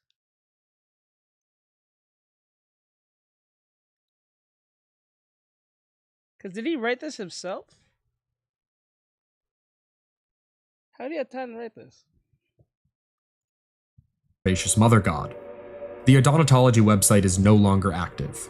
There are several ways to read Adonatology. The worship of women with large butts may be indicative of body positivity, but in fact the religion There's nothing about body positivity, it's just simping. Time travel, you think it's time travel? You think it's time travel? And Jesus was there? Fuck no. Jesus just happened to be there? Fuck no. No way. fetishizes the female anatomy and is intensely sexist. Wait, go back? What? And Isa Elohim, the curvaceous mother god. The Adonatology website is no longer active.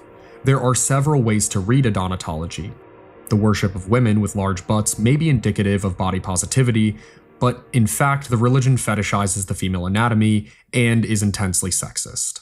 Let's go. I was also able to find a trademark filed for the Church of Adonatology.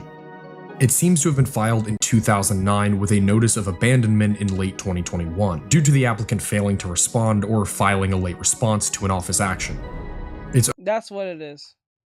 You're not actually wrong. You're actually more right than you think.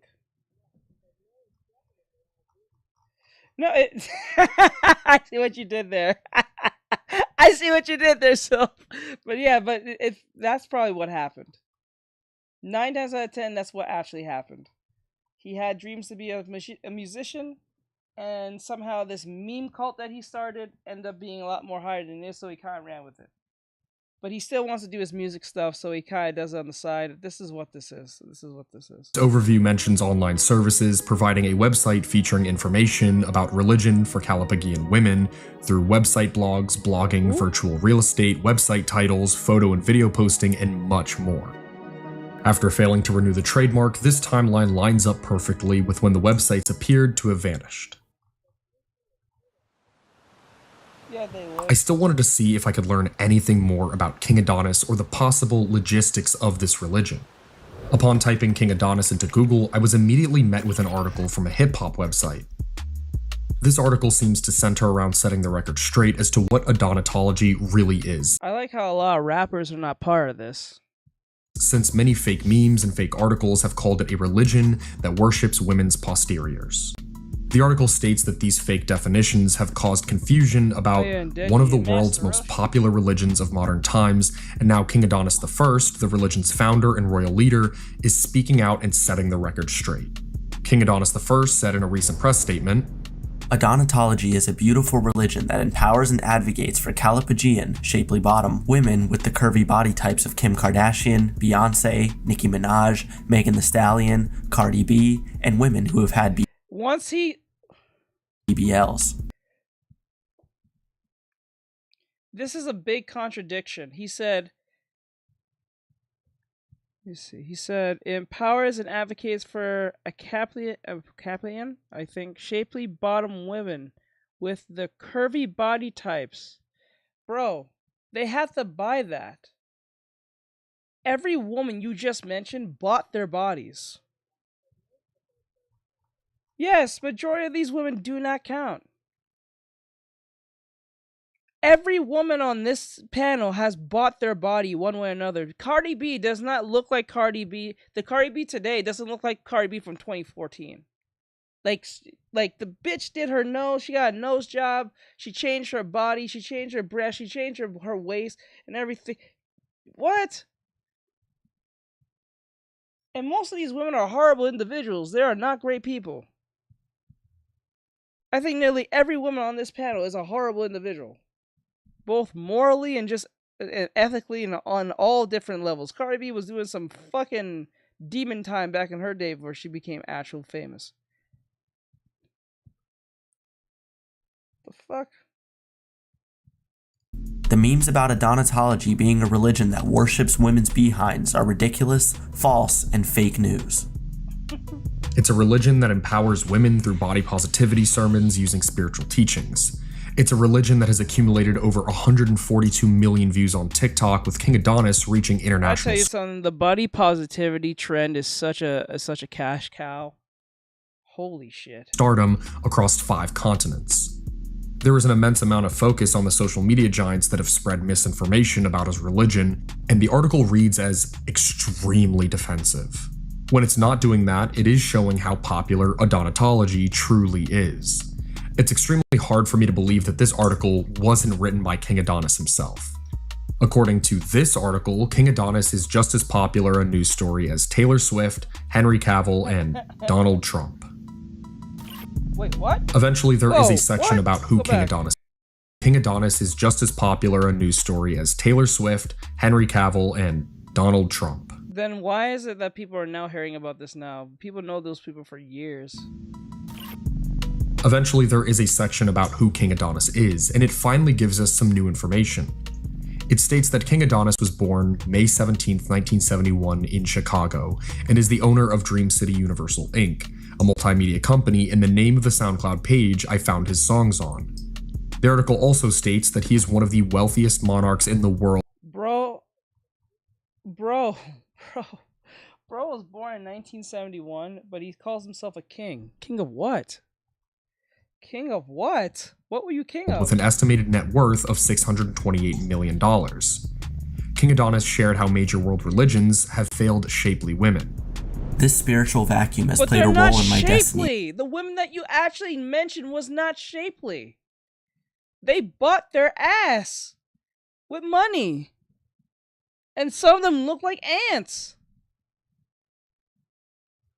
What are you talking about? I think the only person on that panel was probably Beyonce. She actually works out, but I don't know if she bought her body, but I wouldn't put it past her if she did. I wouldn't put it past her if she actually did. She seemed like she works out, but Jesus Christ. Yeah. As I heard. To empower them with spiritual knowledge and acceptance of self-love. Let's be honest, Europeans don't like women with pronounced behinds like African, Latin, Indian, and certain Asian groups of women. They like skinny women, women who are and look European. Oh! Oh shit! What? Go back. What? African spiritual vacuum has played a role in my estimated net worth of $628 million. King Adonis shared how major world religions have failed shapely women. This spiritual vacuum has played a role in my destiny to empower them with spiritual knowledge and acceptance of self-love. Let's be honest, Europeans don't like women with pronounced behinds like African, Latin, Indian, and certain Asian groups of women. They like skinny women, women who are and look European. Wait a minute, who told you that? Who the fuck tells you, who tells them that? Who is saying that? Who is saying that? After this, If anyone, like, okay, in the UK, I think the UK is known to have the most interracial marriages and relationships of everyone in the entire world. Who is saying that? I found another interview with King Adonis from International Book Promotion. This interview features much more questions and much shorter answers. The entire interview feels very strange. Describe yourself in 5 words. Teacher, healer, divine, God, and guide. What fact about yourself would really surprise people? That I was reincarnated many years ago into a being of higher level consciousness. What scares you the most? That Me or people him, walk because in that's darkness what he said, because that's crazy. I don't really think a bunch of Europeans have a problem with the way that African and Hispanic women look. I really don't. Able to see the light and the truth that surrounds them. Truths that are present that they can't see because they Especially as they're being women. I don't really think so. I don't think so. haven't been enlightened.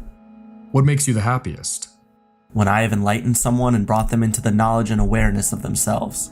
That my teachings and music have changed their lives for the better. That human beings are evolving into being better humans.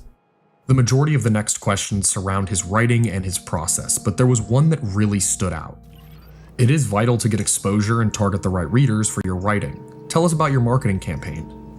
My marketing campaign is very simple. Do as many press and book tours as possible to target my audience, which is mostly women with curves between the ages of 18 to 34.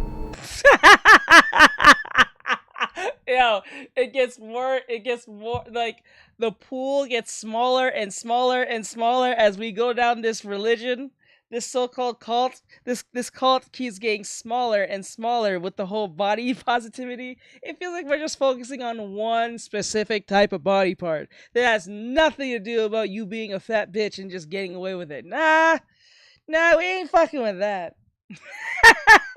Like, we said body positivity, but what we're really saying is that you gotta look good, though. Like, in the standards that we consider good. Like, yeah, you're chubby and all, but, like, you know. Yes, I knew it.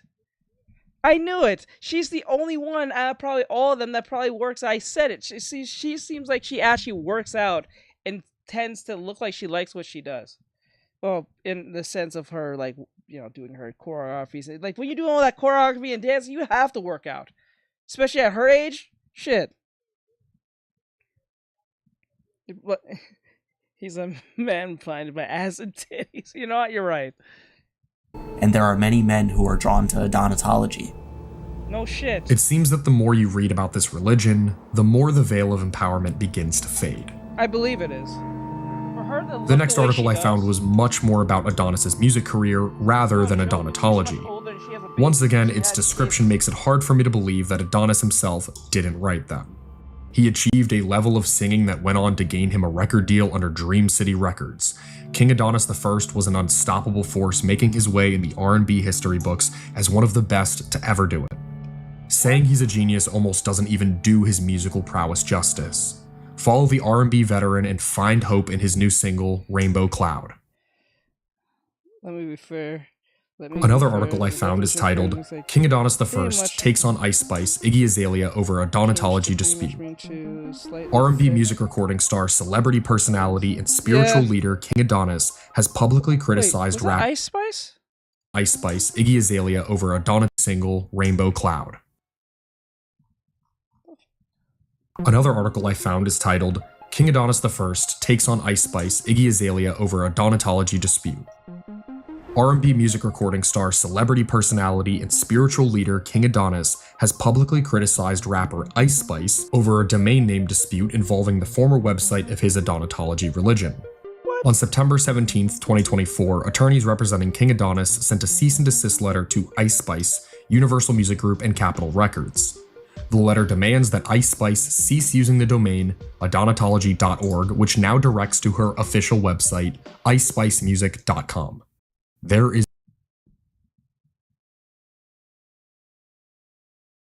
What? What? That's okay. There's no possible way that's true, right? Right? That's what I'm saying. What? Oh my god, it actually does. As for Iggy Azalea, she posted a joke tweet about Adonatology with an image of her own backside, and due to the incorrect definition of the term, King Adonis was not happy at all, which has been a common theme.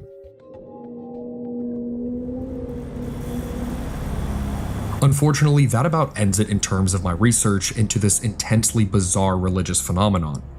There are probably some articles about King Adonis that I missed, but they all read so scarily similar that they feel very suspicious. Each new website I found only gave me more questions rather than less. The aforementioned social media links on his website also seem to have been completely removed. Based on everything, a cult, bro. It's a scam. It's a grift. It's fake. It's not real. People like this is always jumping to the next thing. They're always like, they go where the wind blows type shit. They don't really stay in one place.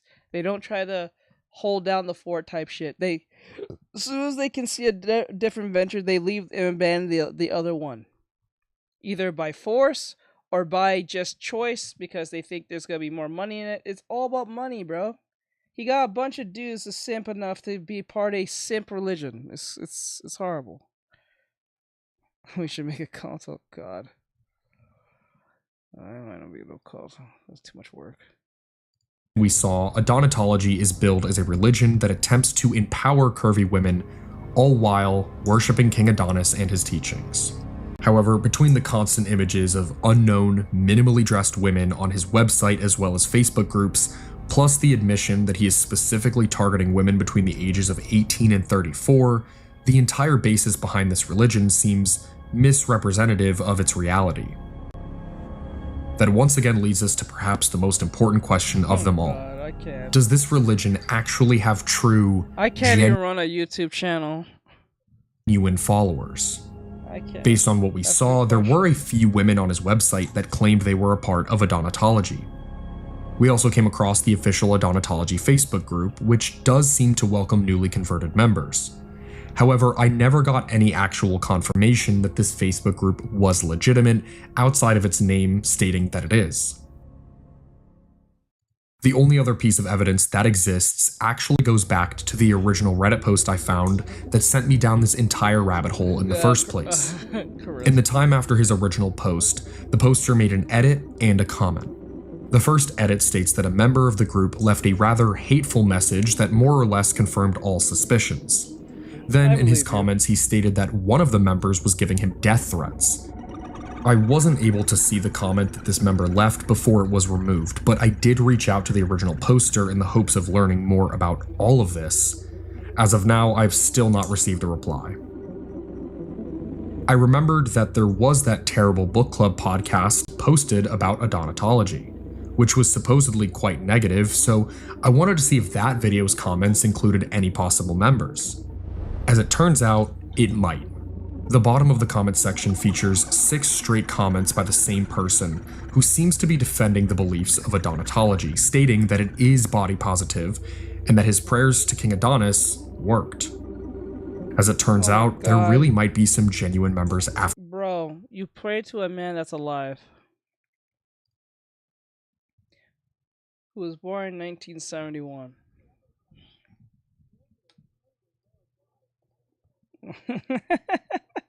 Let me watch the evil mustache man to study his charisma.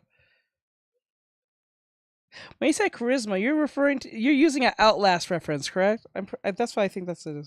After all, though there surely aren't nearly as many as it has been claimed. Fact is, was the What? Fact is, Jesus was a High Saifta? What the fuck is that? Ah, let's go! I was paying attention. Let's go.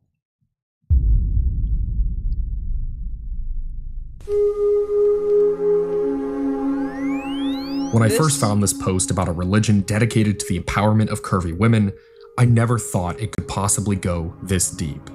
What I instead discovered was a repetitive yet vague string of information where it is hard to tell what is legitimate and what isn't.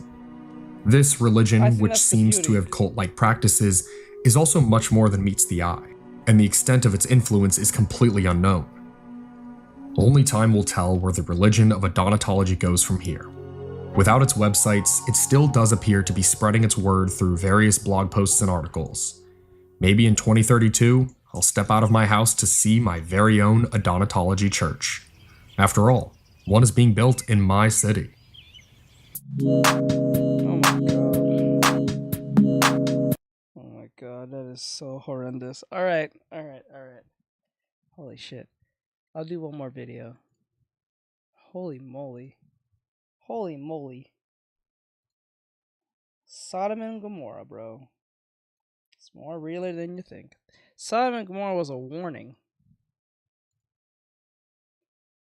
Do you know, like, the part where God sends the angels, or the angel to destroy? I think it was it an archangel? Was it Michael he sent? Well, remember when he sent the angel to destroy the whole city? I think that's a metaphor for a nuke. I literally think that's a metaphor for something.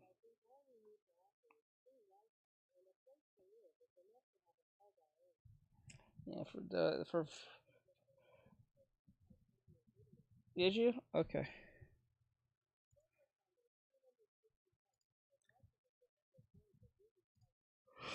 Correct.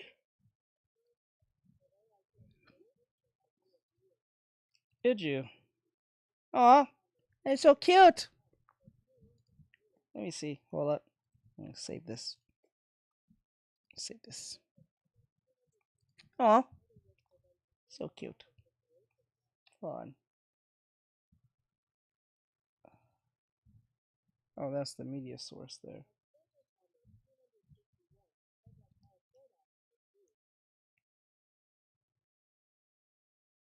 Wait, I think it was image, new, browse, here. There we go. You're so cute. Hello, small. Oh, I look like a little guy. Looks like me. So cool. Look at me. Thank you, Sad. Look at that. Good job, Sad. I'm actually trying to get my hair right. That's actually cool. Let's go. I feel actually happy about that. It's gonna be funny because soon I have to make my new V2wing model very soon. I gotta upgrade this one. Yee. Yeah, there was actually supposed to be okay, so like a lot of people asked that question. There was like, why is one of the like the hair like curved like that? It was supposed to be a reference to All Might. That's why. When I first made it. When I think of it now, it's kind of ridiculous, but it kind of works in its own way. So it's so cute. Yee. Good job, Sad. Let's go. Alright, let me see. Wait. He sent me something. Let me go to what Bryce sent me. Oh wait, he actually sent me another video. I didn't know he sent me. Oh, he sent me that too. That's awesome. Hold on, let me go. Bryce sent me something. Organo goes nuts after getting suspended. Okay, let me go. What is this one? I came across. Oh, this video. Okay, let me see. Hold up. Let me see. Where was it? So cute. Makes me actually look cute for once. I came across. Makes you look very nice and kind, and I look like I help old ladies across the street. Let's see here. Oh, not this one. It was. What the hell? Oh, there it is. I was like, okay. Oh, Matt Pie has something. Okay. Interesting question over social media. I came Okay, across. so this video is from. Let me see. The pressure of being a black creator. Okay. This is from Venus Orion Comics. He has 1.29 thousand subscribers. I actually saw him in the video that Monte Senpai did. He was talking about how the OIF, I think identified obsessed fan thing, that the videos about the whole K-Errata thing. He was talking about how insane these people are, and I think he used this guy specifically in his videos to fit whatever narrative was going on at the time. Right? I look like I play Roblox. Across a interesting question over social media, and it says, as a black comic creator, do you feel pressure to create stories specifically for black people? And honestly, that question stuck with me, because the more I thought about it, the more I realized something I've been dealing with ever since I launched Venus Orion Comics last year. Not just as a comic creator, but as a black creator in general. And I think this conversation is much bigger than comics, because one thing that I've started to notice over the year since I launched Venus Orion Comics is that black creators are expected to create a very specific type of art. And if you don't, I don't think that's a good thing to do. I don't think it's any black creator to do that on purpose. I don't think that's their job to do that. Same thing that goes for Asian people. I don't think if you're an Asian guy and you're writing something about something, it doesn't have to inherently have to be about Asian people or Asian experiences or anything. If you just have a story that's in your head, you know what I'm saying, you write it. Yeah, they only have lightning powers. What's another power that usually are given to black creators? It's not only just lightning, it's something else. Oh my god, there's like a second type power that always goes to them.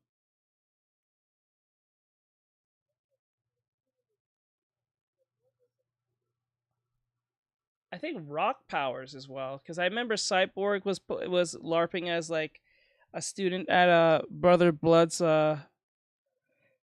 His name was Stone, right? And then in Invincible, the black guy has the power of like in season 1 or 2, I think he has the power to turn into rocks. Or like Brock, for instance, has all rock type Pokemon. Is there another one I can think of? then your blackness gets questioned. So recently there was some controversy surrounding a YouTuber named Comics Explained. Now, if you're on the comic side of YouTube, then you... Oh, I know who he is. I know who he is.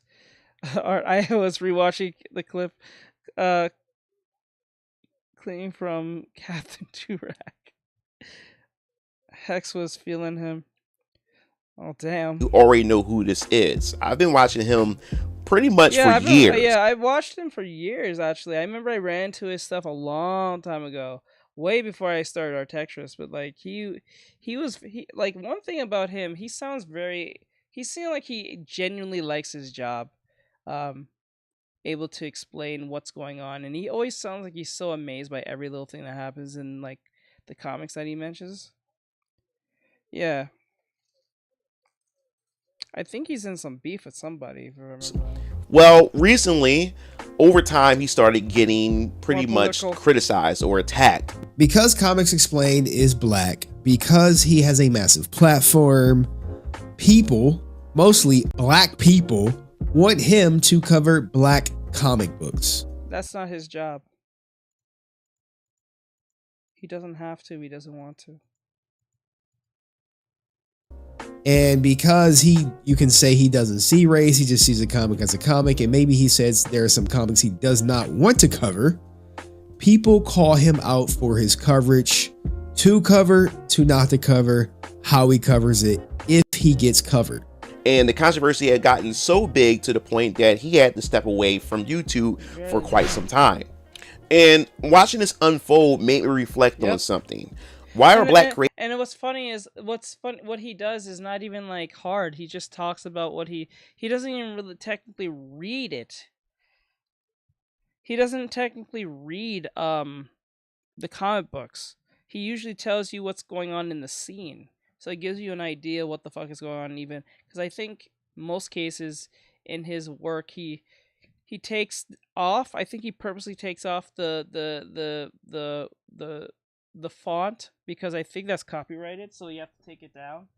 So he'll just tell you what's going on without, reading every fucking thing. I don't know if he actually reads them in his other channel or his as a series, but he does tell you what's going on. No, he's just he's more of a commentator.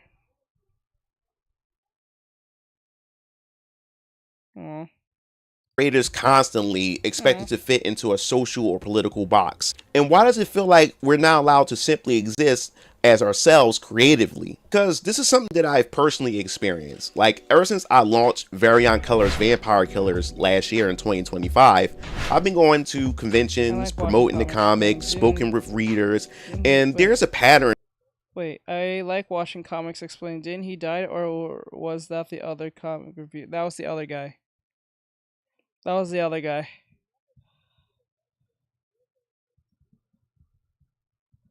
He never got to see the... Aw, that's sad. That I've also noticed while I attended these conventions. A lot of times another black person would approach my booth and they'll compliment my work.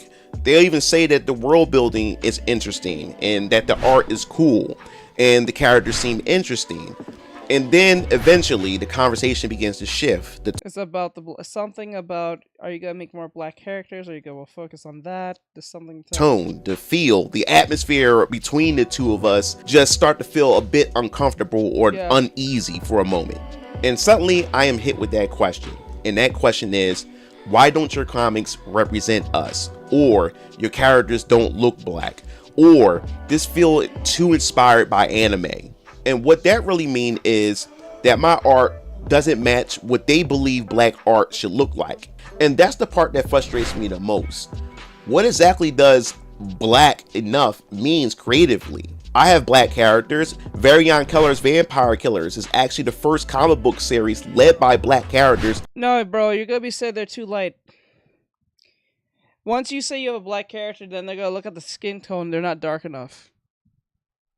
They do this. They change the goalpost. First, you don't have no characters that's black. You say there are characters that are black or some type of race, and then they say they're not dark enough or why they're so light. They look very close to European. And if you take the character and put it next to an actual white character or an Asian character, you can see who's the dark one in the room. But that's why someone went onto my animatic from way back when, and they said, "Why does Simu look so bright?" Yep. It's like, why does Simu look so whitewashed or some stupid shit they said. I was like, oh my god, bro. Right? That's insane. To launch my universe of phase 1, the foundation. Because the issue isn't actually about representation. The issue is they want a specific type of representation. Whether it's aesthetics, I rarely see anyone dressed like a samurai. Let me see. Well, the other characters you drew were lighter as well. Well, it depends on what the character was. Yep, it depends on the character per se. And remember, when I was made Simu, I didn't put no base color what do you call it? I didn't put no shading on her or any of the characters. It was just in base color. Because if I put it in dark colors, she'll look like that. Just like what you see on the screen, she'll look just like that. Specific. A character because looks brighter because if you're using just base colors, they're gonna look the issue bright. isn't If you put actually the dark color within the base color that matches that, they'll look darker. About representation. The issue is they want a specific type of representation, whether it's aesthetics. The only reason why I didn't do the shading is because it was just to save time to get the video out fast as possible. A specific skin tone, a specific cultural performance, and if it don't fit their definition, then suddenly it doesn't count. I remember. Actually, quite frank, the irony in this is that if you make a character too dark, people say you're trying to mock them. Which has happened. That actually happened to me. I remember I drew a character, and there was actually a dark-skinned character. Actually, one of them was my own original character I made. The one that was, you remember the one I made with the, that magic cop, looking girl with the blonde hair? Bri, remember that one? The one of my favorite ones I like making? Someone came in the stream and said, why is she so dark? I was like, why is that a problem? Yeah, I was like, why is that a problem? Well, she's too dark, though. I'm like, why? I mean, she's too dark. And no, the person who said this was a black person. This is not a white person. This was a black person who said this. And they said, and I remember they said, they look too dark, and they seem like you're only making them dark just because to make fun of. I'm like, bro, how am I making fun of them if I'm drawing them? I put the effort to actually make this character. Right? Like, Jesus Christ, and if I made the character too bright, then they're going to say you're being colorist or some stupid shit. I'm like, well, there's light-skinned black people that does exist, you know, that's a thing. Like, there's a lot of them. Like, what the fuck? Like, right? Being at ZoloCon of 2024, promoting Variant Colors I think Vampire I find it more weirder when it's like non-black people doing that. It's even weirder. Killers up into right. the actual I made the campaign mistake launch to of actually argue with 2025.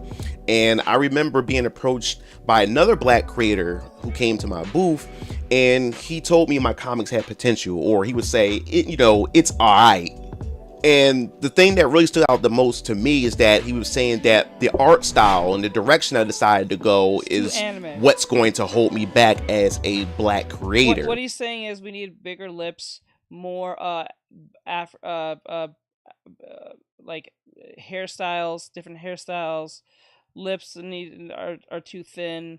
Noses are too pointy and European. Something to that degree, because somehow they're gonna equate it to European when they say anime. Whenever they do this, they try to compare it. They don't even say Asian. They always just go to the European thing. I'm like, why though? Why do you do this? Because it favors too much of the anime side of things. And he pretty much basically told me to my face that anime and manga is for Asians, and I would never have a seat at their table. Which is funny when they say this, because they'll still beg to those same Asian people for representation, and then when they do it, and they actually like a character that is considered likable. Yeah, so you can't tell. I remember that if you argue with a fool, you from a distance, the people can't tell who's who. But like it's funny because they come to these same Asian mangakas or animes and stuff, and to their studios, and constantly ask them to represent them for some odd reason when they can do it themselves, or in case it be. It's wild as hell. It's wild as hell. And the majority of the time, most of these people don't even cosplay or care for these characters.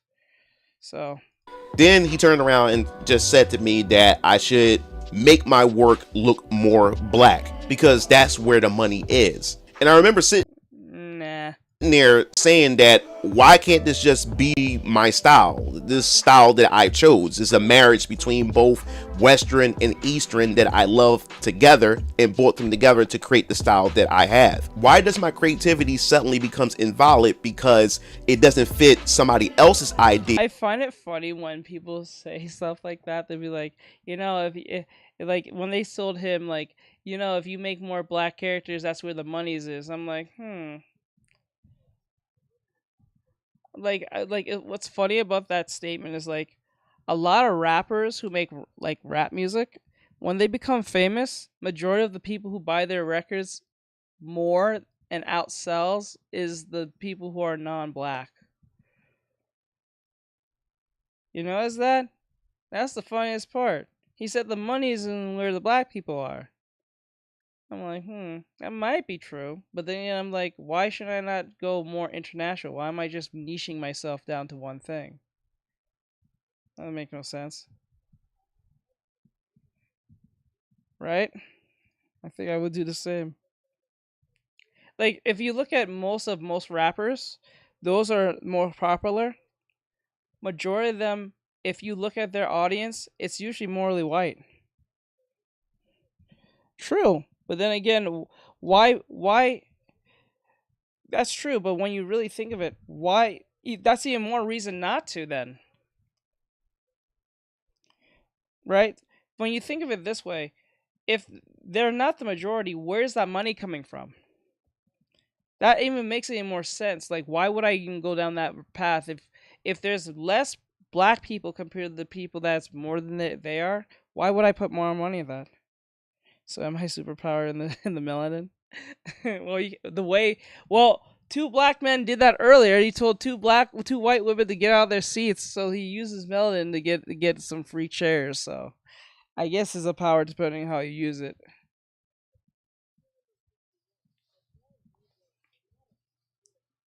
I lend my melanin for donations for real.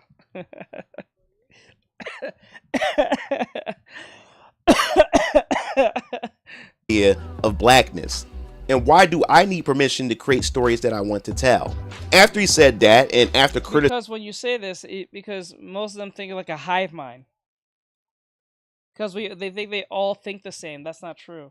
It's funny because it's like it stereotypes itself in itself.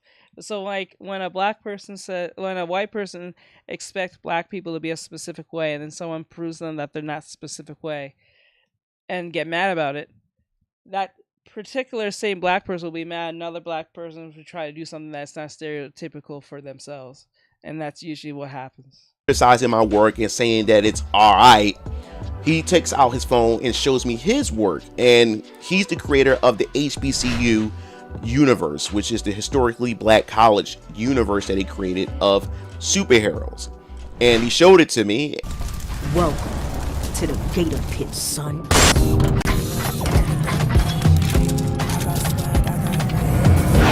Off the whole block ice cream, yo.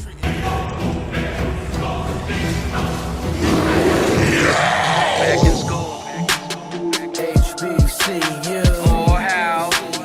And after he showed it to me, and I'm looking like, seriously? Looking at his work and then looking at mine? Damn it, kid, I'm on my way. What is going on Kid, did here? you forget? The party was canceled to avoid a potential police raid. Your friend should already know that. No fucking way. Is he even human? doing? Jasmine, step away from the window right now. Damn it. Looks like the police are headed in your direction. No, wait. Jasmine! Only then will you become the man I remember. Hezekiah Trippin. What?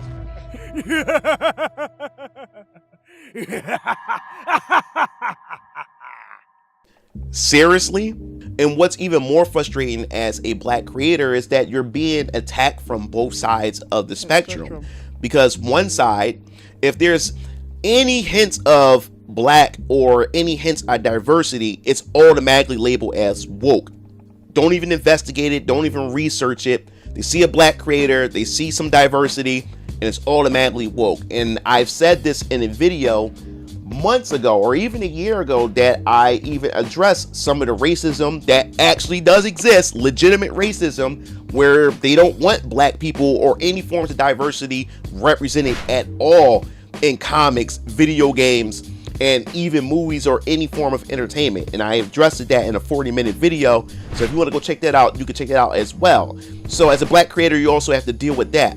But then there's the other side. And that other side is people always questioning whether your work is black enough.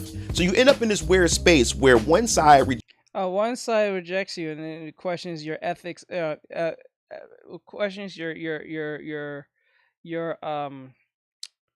your professionalism being a DEI hire, and then the other one questions if what you do, is it black enough, or is it fits the standard of what a black person should be. Right. So that's a lose-lose situation. That fucking sucks. Rejects you for simply existing, and then the other side rejects you for not performing your identity correctly, and that's exhausting. And I've experienced this directly with one of my characters. Just a couple months ago on social media, I posted and revealed one of my black female characters who goes by the name Dr. Yolanda Briggs. And she makes her first debut in Variant Killers, Vampire Killers Chapter 2 next year when I launch my Kickstarter campaign in 2027. So be on the lookout for that. And also shout outs to the voice actress of Dr. Yolanda Briggs, Akshima. She has done a really good job. Anyway, I did not expect her to bring so much controversy once I made the post. This is actually perfect. I kind of like that. I do kind of like that. You hate both sides on the spectrum, so you're not loyal to either to black people or non-black people. You're loyal to yourself. Harry's needs work. Because the blackness crowd has stepped in and told me that she's not. In a weird way, as long as you're getting hated by both ends of the spectrum, you're gonna be more true to yourself because you hate them both. You hate your people because they fucking can't keep they keep their opinions to themselves and pushing a shit on you. And you hate the people who don't look like you because they're putting the shit on you as well. So you hate them both. So what you're gonna genuinely do is do what you please and do what genuinely makes you happy, and probably piss them off. And then what's gonna be funny about that is they're gonna ultimately be your customers in the long run. Huh. So it was a win-win within a lose-lose situation. A black woman. And just picture this for a minute. The creator, I am the creator, and a black creator on top of that told them that Yolanda Briggs is a black woman, but they're telling me that she's not. And this is from the same crowd on social media that would tell you to respect the author's creation. But now you have a black creator such as myself, and now they're telling me as the creator that that's not a black woman. We call that the crabs in the barrel mentality. I think that's what they call it. No matter how hard I try to plead the case and argue the point that Dr. Yolanda Briggs is a black woman, people still try to override it because Yolanda Briggs doesn't fit their ideal image of what a black character is supposed to look like. Meanwhile, these are the same people online who would claim completely unrelated anime characters as black. Based on hairstyle. Yep. Yepperoonies. Yepperoonies. I said it earlier, the same people who want you, the same people who's telling him to make black characters to look the certain way will be the same people who goes to the Japanese and try to suck them off to tell them to put representation. And when the Japanese says, we ain't fucking with your mental illness type, identity politics shit, you call them racist, but they'll do it anyway. And guess what you're going to do? Still buy their shit. It's like, it's no different from the whole J.K. Rowling situation, what's going on with her, because no matter what J.K. Rowling does, no matter how much they hate J.K. Rowling and don't want her around, they'll still buy the Harry Potter game. They'll still go to Hogwarts. They'll still buy the stupid books. They'll still buy the merchandise. They'll still buy the fucking wand. They'll still buy the stupid robe. They'll still try to pretend to be on a broom and fly around and hit and get hurt. It is what it is. Because she didn't have curly hair, they said she was a. You can't win. You know what? He should purposely make the hair straight as a bullet can go. Just to piss him off. In vibes. And what do I mean by that? You have a certain sector of black Twitter or the black anime community that will claim Piccolo as black. Right? Will claim Knuckles from Sonic the Hedgehog. That's black. These are non-looking black people. I'm like, the bro wears a turban. As black. But for some reason, to these same people, Yolanda Briggs is not black. We could take it a step farther and take Yurichi from Bleach. For some strange reason, she's considered black, but Dr. Yolanda Briggs isn't black. You see where this conflict is coming from? You see where this is not making any sense? And it gets Yeah, point. Yeah, he's right. He has a point. even more insane when it comes to this. But the fact is that I'm always constantly being told that I'm trying to appease Asian people, white people, because of the artistic style that I chose to go with when it comes to Venus Orion comics. And now my artist, who is Chinese, who does all of my artwork, her name is XPPen. She does a great job with all of the animation and work she has done as my artist ever since 2020 up until now, and we've been working together really well. And here it is, we have these group of people telling me that I should fire my artist and get a black artist in order to properly represent my characters. Fuck no. Fuck no. Do not listen to these people. Do what you do. What makes these same people will tell you would be for Jesus Christ. Bro. No, don't get no artist. Actually, piss him off. Get a white guy to do it too. Get a second artist. Get a white guy to do shit as well. Get every other race but black. Just upset them. That's what I would do. And this is getting out of control. And yet, these are the same people that demand these Eastern studios to... Thank you! Thank you! I just said it! I just said the same people who will harass this man to get everything black, do everything black, will be the same people who want to suck off every other mangaka from the East. It's insane. Yolanda is a black name. My God, Yolanda. I thought that was more European. I thought that was like a European Yolanda. Well, when I think of it now it sounds black when I say it. So. Right? Validate their existence. Right? They'll harass them and say, why don't you have more representation of us? And then when they do it, they'll say, it's racist that you made a representation of us. It's not accurate enough. And then when you go to a black creator, you harass them and say, you should make more black creators when they already did. But because it doesn't fit your narrative, it's not black all of a sudden. You know Hispanics don't harass the Japanese about Chad from Bleach? I don't know any Hispanic man that looks like Chad, but no one's bitching about him. I'm sorry. I'm so sorry. Oh, Jesus. It's just, I hate the hypocrisy on things. That pisses me off. It don't matter what it is. I hate it when someone's being hypocritical. That shit's crazy. Can't make this up.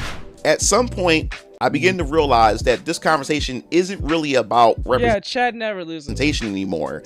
It becomes identity gatekeeping. No, you only lose with Chad when he talks too much. In the Fullbringer arc, he had this dude talking way too fucking much. And over time, I realized something important.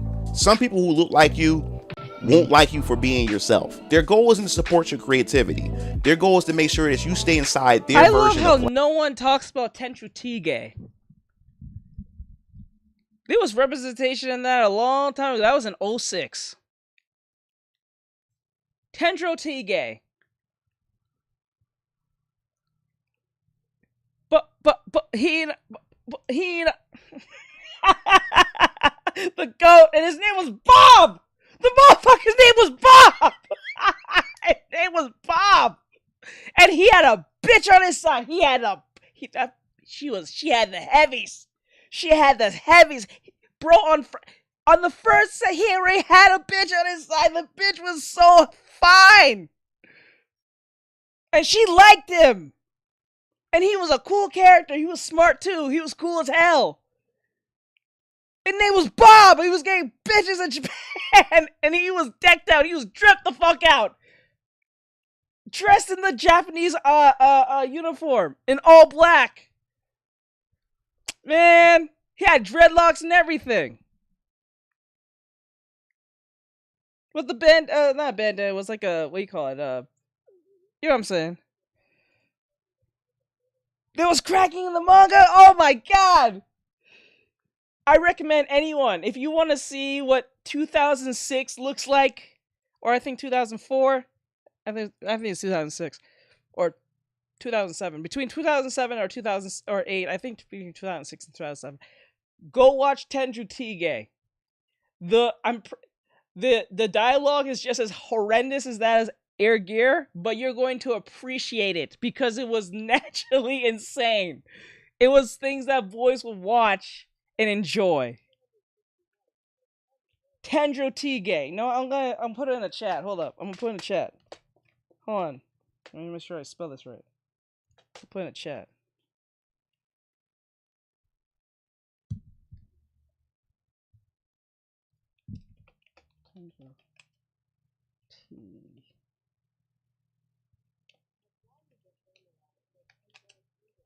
There you go. Thank you, Bri. Go watch it. Go watch that. Yeah, go watch it. Thank you, Bri. Go watch that. If you want to watch with some heavies, the bitches are stacked out, the dudes are kicking ass. The dialogue is horrendous, but you still love the fights. The characters are lovable in their own way. The art style's on point. Go watch that. Early 2000s as fuck. You're right. I miss those times. Anime was at its peak within the early 2000s. And I mean at its peak. Things just like things that you would never say today. Every girl is stacked. There is pantsu somewhere on the screen. I tell you, the women are in shape. They kick ass, literally. The men kicks ass. They look cool doing it. The same guy who made Air... no wonder I like the show. No wonder. I was so like, I felt like it was like that, but I was like, I wasn't sure it was the same people. Like, oh my god, let's go. Blackness that they approve of. And if you step outside of that, you become a problem. And honestly, I'm not interested in creating from that mindset. I created Venus Orion Comics because there's stories I want to tell, worlds I want to build, characters I want to explore. And I also reject the idea that black creators should only create stories centered around race or cultural identity. I think that's dumb. I think that's the death of anything. I don't think you should write it about race unless it's actually part of the story. But just the focus on that is insane. Is it? Oh my god. Creators want to do that, and that's completely fine. Well, maybe the and hell, I even supported black creators in their comics that support and only focus on black narrative, black stories, that black identity, and they have some great stories. There's also a manga studio that just focuses on the greatness of black identity, which is Saturday AM Studios. You can go check them out. So it exists, but it's not mandatory. And black creators like myself, such as Eric July in the Ripperverse, and Corey Kenshin in his manga called The Monsters We Make, and just recently, Jada Concept just released his own manga. Oh, shout out to Jay. Let's go. Shout out to Jay. Let's go. I'm a big fan of him. Shout out to Jay. What's up? Let's go. I love his videos. You guys see me react to his videos? Have I ever actually posted a video of his stuff? Let's go. Let's go, Jay. Creators like us, we don't adhere to those rules or those social obligations that was thrusted upon us that will go crazy. As black creators. We don't adhere to that. We create stories that we want to create, and that should be completely fine. Growing up, I love Spider-Man, Batman, X-Men, Superman, and most definitely Dragon Ball Z. None of those characters look like me, and yet Thank you. I had a connection with this guy's got some sense, base as hell. I'm gonna subscribe to him just saying that. He has some sense. He sounds like what's his name? Kyle. Why do I have to look like me for me to relate to you? I'm pretty sure nearly everyone cried when they saw what happened to Tony Stark at the far end of Endgame. I don't have to relate to I don't have to look like him to relate to him. The hell? When everyone went to go see that movie for the first time, dead silence in the scene with Tony. Dead silence. Straight up. With them. Because great characters connect through pain, ambition, motivation, hope, and ambition, not just race. Every black kid I knew in the hood loved Dragon Ball Z. Everyone wanted to be Goku and Vegeta, and their race had nothing to do with it. We knew we were those characters. And don't lie, some of you even pretended in your room trying to transform into a Super Saiyan. Yep. Nobody cared about their race. We connected with their journey. And that's how I approach storytelling with Venus and Ryan comics. No matter black, white, Latino, or Asian, you could pick up a chapter of VK and relate to Hezekiah, Isaiah, Caleb, and even Varian himself. You should be able to connect with Darnell Brooks, the Dust Defender, despite him being black, even with my mixed race characters such as Princess Adax and Faith Tanaka. Hell, I can't wait to tell Lazarus' story once we explore the cosmic corner of my universe, because these characters deal with struggle and show motivations that anyone can relate to, because these characters are not only just fictional, but they also have hope. They represent that brokenness that people have trying to survive a chaotic world. And at the end of the day, I don't believe that black creators should be forced into a creative box. We should be allowed to experiment, create freely, take inspiration from other culture, and most importantly, tell the stories that we want to tell. Not stories designed to satisfy a social checklist, because the moment the creators lose the freedom to create authentically, art starts becoming performance rather than passion. And honestly, I'd rather fail being myself than succeed pretending to be someone that I'm not. So let me ask you, do you feel that creators today are pressured to fit into identity expectations? And should the artists feel obligated to represent their race or culture in a specific way? Let me know in the comment sections below. And thanks for watching this video. This is Brian Howard Blackson Jr. signing off.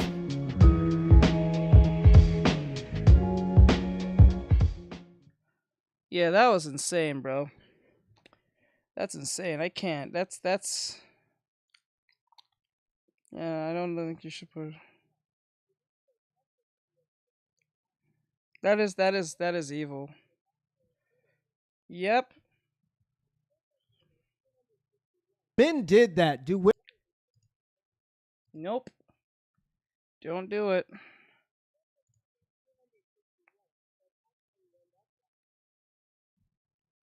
For some reason, chat, All right, we back here with my boy Matt Pie. He said TikToker abandons kid to save the world. Aubrey Allen. I have no idea who that is. So we're going to see what Pie is going to tell us today. Let's go. Internet has normalized not taking care of your responsibilities, all right? Not paying your bills, not taking care of your health, and sometimes not even taking care of your child. This guy right here has not only abandoned his... I do feel bad for her too, because you know what?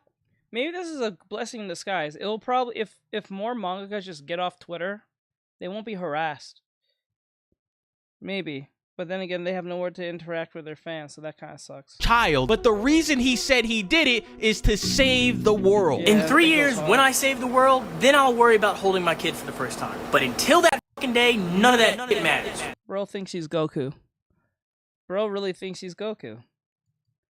Bro really thinks he's Goku right now. That's crazy. Bro thinks he's Goku. Okay. Day, none of that shit matters. Yo, what's going on, guys? PieMatt7 here. We're back at it talking about TikTokers that don't take care of their children, all right? Boy, what the fuck is going on, man? But today's TikToker goes by the name of Aubrey Allen. Aubrey Allen is somebody that posts their day-to-day life on the internet. It's basically just yap content, and he talks about his everyday life, what he goes through, where he works, all types of normal shit, right? Until you start actually listening to what the fuck this guy is saying. Aubrey Allen, for some reason in his mind, thinks that the world is going to end in 3 years and he alone is going to save us all. Everybody say it with me. Fix the sun, fix the moon, fix the asteroid. Say the fucking word. At the end Bro, come on, man. of 2029, There's something that they're gonna call the New Year's asteroid that wipes out the entire planet. It's called Apophis. It's coming. They think they can move it. They can't. Problem number 2, the sun's getting real hot. You can call it what you want. I call it the sun problem because when you say global warming, people go, well, that's not real. Yes, it is. You're an idiot. The sun's getting too hot. We need to make a shield. I have a diagram of how to do this. We're gonna make a shield for the Earth. Is it very smart to try to get people to take part of your so-called saving the world? Because calling them an idiot because you need them to help you isn't a very smart strategy to call them a name. If anything, that's going to make them not want to hear you despite of trying to save the world. He can go fuck himself. He's an idiot. Like, he's an idiot. Remember, he needs you to save the world. That's why he's bringing up the whole global warming thing. But he's calling you an idiot. Why the fuck would I listen to anything you have to say? It's insane. Correct. By increasing the electromagnetic field of Earth. The electromagnetic field is what protects us from the sun's radiation. It makes it hotter. If we increase the electromagnetic field, it'll divert more of the sun's radiation, protecting us from global warming. You're welcome. Problem number 3, the moon. The moon is getting closer. Orbital decay is a real thing. Moons hit planets eventually. We have to move the moon. I suggest we hit it with Apophis or the New Year's asteroid or the thing that's gonna kill us all. Let's move it. What? To hit the moon. Yo, what the actual is this guy talking about, all right? You are not Ryan Gosling, all right? We are not in Project Hail Mary. He talked about the asteroid's gonna hit the Earth in 2029. They can't move the asteroid. If you look it up on Google, the asteroid he's talking about is gonna be 20,000 miles away from Earth, with NASA even saying that it's going to miss the Earth, all right? Then he's talking about the sun is dying and that the moon is moving closer. Bro, if we paid attention in 4th grade, the moon is actually moving further from the Earth every single year. But as y'all can see, man, this Joker thinks he's Batman, all right? He's saying that he's gonna save the Earth, he's gonna make the electromagnetic field a little bit stronger and save us from radiation, and he constantly uploads videos like this stating how he's gonna do it. No more clowning on Aubrey in the DMs for saving the world, because that's actually what I'm gonna fucking do. One problem that we face today is that the sun is sending off a lot of radiation, right? Notice he has a kid. Let that sink in. This dude has a kid. Instead of taking care of his kid, he'd rather go save the world. Something that he cannot do by himself, but he's trying to do it by himself. I like he's trying to save the world, but not try to be there for his kid. Which ultimately, when 2099 passes and there's no so-called crashing of the world coming to an end, he's gonna look crazy. He documented his stupidness, so like, Jesus Christ. Another thing that protects us from that is the electromagnetic field. Now, the ozone is diminishing, meaning climate change is real, the poles are melting, blah. This is why you have to be very careful on who you fucking have children with. Be extremely... You should treat everyone if they have straight up AIDS, like super AIDS. Not just AIDS, like super AIDS, super mega AIDS. That can kill you within 2 seconds. It'll make you think twice. Like, Jesus Christ. Blah, blah. One way that we can divert, this is the sun, this is the earth. One way that we can divert more of the sun's radiation, this is the radiation, is by increasing the electromagnetic field to divert more. So what we're going to do is we're going to wrap the equator in copper. And yes, thermodynamics sucks, but I figure out a way around it because I'm a fucking genius. Now what we're going to do is wrap the world in copper and fucking run electricity through it because copper plus iron and electricity equals electromagnet. Now if anyone wants to troll, go right ahead, but recognize that I'm the smartest one in the room right now. Take it easy, champ. Why don't you stop talking for a while? What? You're going to wrap the entire planet Earth around its equator in copper to enhance the electromagnetic field of the Earth to protect us from solar radiation? What the actual fuck is this guy talking about, all right? Do you not understand how much production it would cost to wrap a copper band around the equator of an entire planet? You stupid. Now, chat, on the surface level, you probably thinking, oh man, he's just a little crazy. He just watched a little too many space movies. But then he uploads one of the weirdest videos on his page talking about how he's going to the military and how he has abandoned his child. I feel very misunderstood. People fear what they don't understand, and I feel like the most misunderstood person on this planet. For the next 3.5 years, which is all we have left, unless I help, I'm gonna join the army and try and fix the problem. And that is the only foreseeable way that I can see that I can actually help, right? Because I have all the answers. I just need to talk to somebody who'll f***ing listen.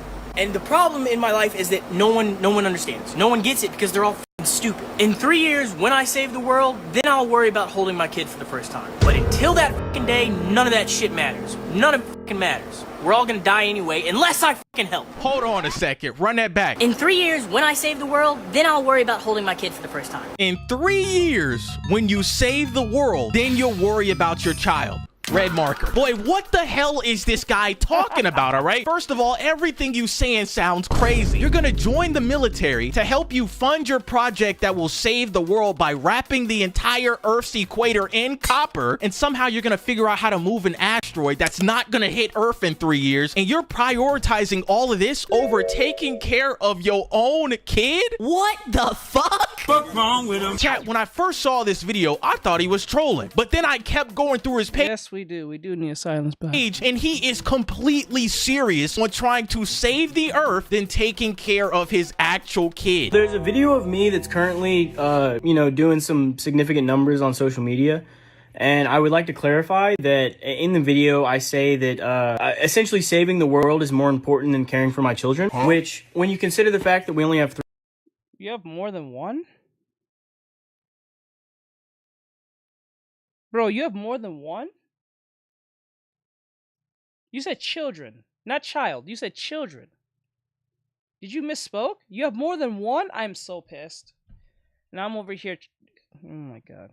Fuck me. 3 years left. What's gonna matter more? The 3 years that we have left that I get to spend with a thing, just a child? Or the 3 years that I spend to save the world so that I can have the rest of my life to take care of the kid, right? So, cut me some slack. There's no way that you just called your own child a thing that I get to spend with a thing. Calling your kid a thing is diabolical, all right? Then you're gonna say, ah, man, it's better that I take care of the planet and save the world in 3 years than actually take care of my own kid. This is insane, bro. Take care of your kid, man. Why are you calling your kid a thing? This is crazy. You are not playing Star Citizen, all right? You need to get back into your child's life. In chat, he makes another video talking about his child and how he abandoned him and how he feels about it. Everything that I have this weird feeling that this is just a strange abandonment thing that he's doing is just his way of not taking responsibility for his actions. Do has purpose, and if you don't recognize that, then that means you're an idiot. I want people to get upset, get mad, and check out my idea so that I can save the world. What? Do you understand that nothing matters until I save it, right? So, f*** you. I'll say whatever I want. F*** that kid.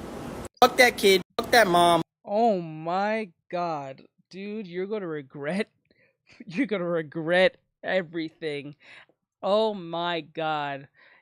Oh my god, you're gonna regret this. And the internet doesn't forget. They're going to replay this every chance you get. Holy shit. Bro. Right, the social media. Oh my god. Yeah. Oh, wait, is that, wait, is that Invincible reference? Yep, that's what's gonna happen. Everybody but me. Wow, man. Did he just say bump the mother of his child, bump his kid, until I save the world, I don't care about none of that? This is insane, man. And in all honesty, bro, your idea is idiotic, all right? In no world will we be able to wrap the entire planet's equator in copper. And chat, he doubles down again by making a video directed to his child in the future, giving him advice on what he needs to do. Hey, kiddo. Your dad might not make it in the future, so just... I find it funny that he's trying to communicate to his kid by posting on social media for the kid to one day see it. Then directly sending it to the child, or holding it for the child to see later on in time, or something like that. No, he put it on social media for everyone to see and make fun of it. The lack of self-awareness, I swear to God. I tell you something, I come to the conclusion of this. I think even my sister came to the conclusion of this. What makes a successful YouTuber what makes a successful TikToker? What makes a successful Twitch streamer or any type of streamer? What makes them successful isn't how many hours they clocked in, not in the consistency, not the editing style, not any of that stuff. It's not about having a good staff, good writing, nothing. Nah, it's what's the most important thing is what you're willing to sacrifice to get what you want. Meaning, how much are you willing to sacrifice your dignity, self-respect, and just everything just to be called a famous, successful YouTuber? Look at every YouTuber in some form. They have sacrificed some form of self-worth, dignity, or something down the line for them to get a little bit of controversy about something, push massive amounts of controversy about something, or do something or say something enough for them to look like they're insane. Look at Hassan. He says insane things. Remember, IShowSpeed wasn't famous the way it is. Like the way that IShowSpeed got power, or at least got famous, isn't because of him being nice person and going around the world. That is the result of the bullshit he did at the very beginning. Right? At the very beginning of his he's being seen, he was screaming, yelling, cursing people out, just arguing with women. You know what I'm saying? He did a bunch of insane things for him to be seen. Yeah, usually it can. But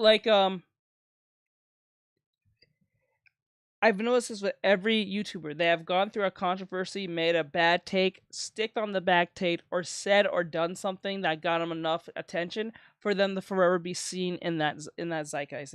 That it's what you're willing to sacrifice on the altar of yourself. Just in case I've died, I need you to do. Actually, he said how many kids. He said kiddo, so I'm thinking it's one, unless he's banging another chick who's pregnant, maybe.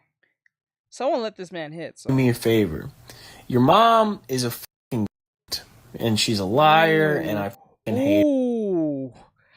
Oh, that is not a good look, bruh. Like, don't get me wrong. A bitch is a bitch, and a cunt is a cunt. I get it. But, to tell that directly to your children, that is not a good look, bruh.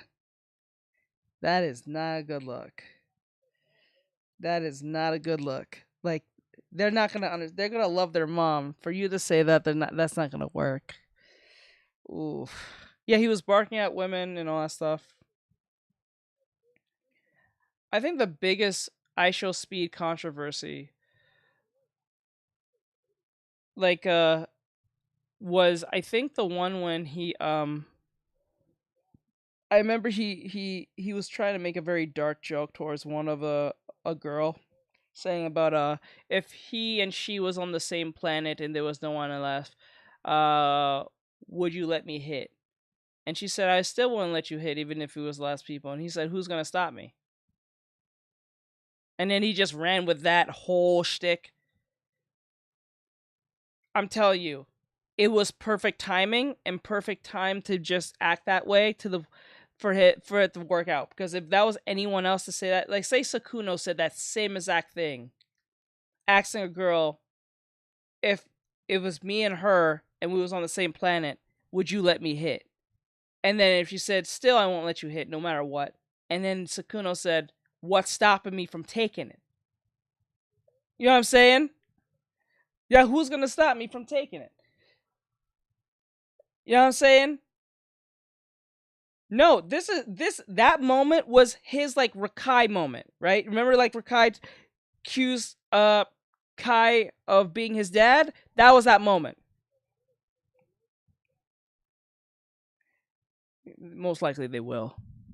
But most likely they will. I think you think she's gonna say no and she's getting no dick no more? She's gonna say yes. Come on. Desperate. Come on. So imagine if he said that. If Sakuno said that same thing his life would have been almost like instantly career gone, evaporated in 2.5 seconds. Yeah. So, what I need you to do is set her fucking hair on fire, okay? Lock his ass up! Somebody call 12, man. Somebody call 12! Chat, this Joker don't need to be anywhere near any type of military recruiting service, okay? I can understand that you and the mother of your child didn't have it all worked out, alright? You don't like her, she don't like you. We don't know. But to go as far as to abandon your child, stating that you're going to save the world, then make a video towards said child that you abandoned, saying to set his mother's hair on fire is insane, bro. Doing all this while having a... Wow. Yeah, and VTubers. He was fucking a bunch of streamers. He was fucking a bunch of, they call him Predator, but he didn't do anything predatory. He just picked a lot of girls who was like smaller streamers, and then they fucked them. There was all consenting adult individuals that he was fucking. They was just not as big as him in number count. I don't know why they used the word predator. They used that wrong. But that's it. Yeah, he got the Deku voice actor to read his apology statement. But remember the people who said they felt bad for the girlfriend, those people never bothered to check on her when they said they did. They all liars. They all just used her just to get their clout up. Headset on, man. This dude is in the PlayStation 5 party chat talking crazy, alright? And y'all are probably wondering, man, what does this guy do for work to fund this project of him wrapping the equator in copper? I'ma let y'all guess. He's unemployed. I lost my job. I got fired from Waffle House because I threw a temper tantrum and scared the shit out of a bunch of people. Contemplated murdering a bunch of people, which is not okay. So yet this dude want to go in the military. He wants to kill a bunch of people over a mistake, but then again he wants to go in the military to save the world. He can go fuck himself. Hold on, wait a second. We can't just glaze over what you just said. You had a meltdown at work and you thought about killing people? I can't co-sign that, big brother. I legitimately only see two paths. I either join the military, I'm either unable to do that or just don't do that, and I go to prison. What? That's the other option, because I can't work normal jobs, it seems like. You know, I've worked at so... Wait. Then that's a skill issue, big bro. That's a skill issue. I mean, little bro, you're probably younger than I am. Either unable to do that or just don't do that, and I go to prison. What? That's the other option, because I can't work normal jobs, it seems like. You know, I've worked at so many different places, and I've got fired from all of them. Bro got fired for every different place. Then it's a skill issue. That's your problem. Yeah, bro, what he just said, he just admitted and snitched on himself that he can't keep a job because his anger gets the best of him, but he wants to save the world.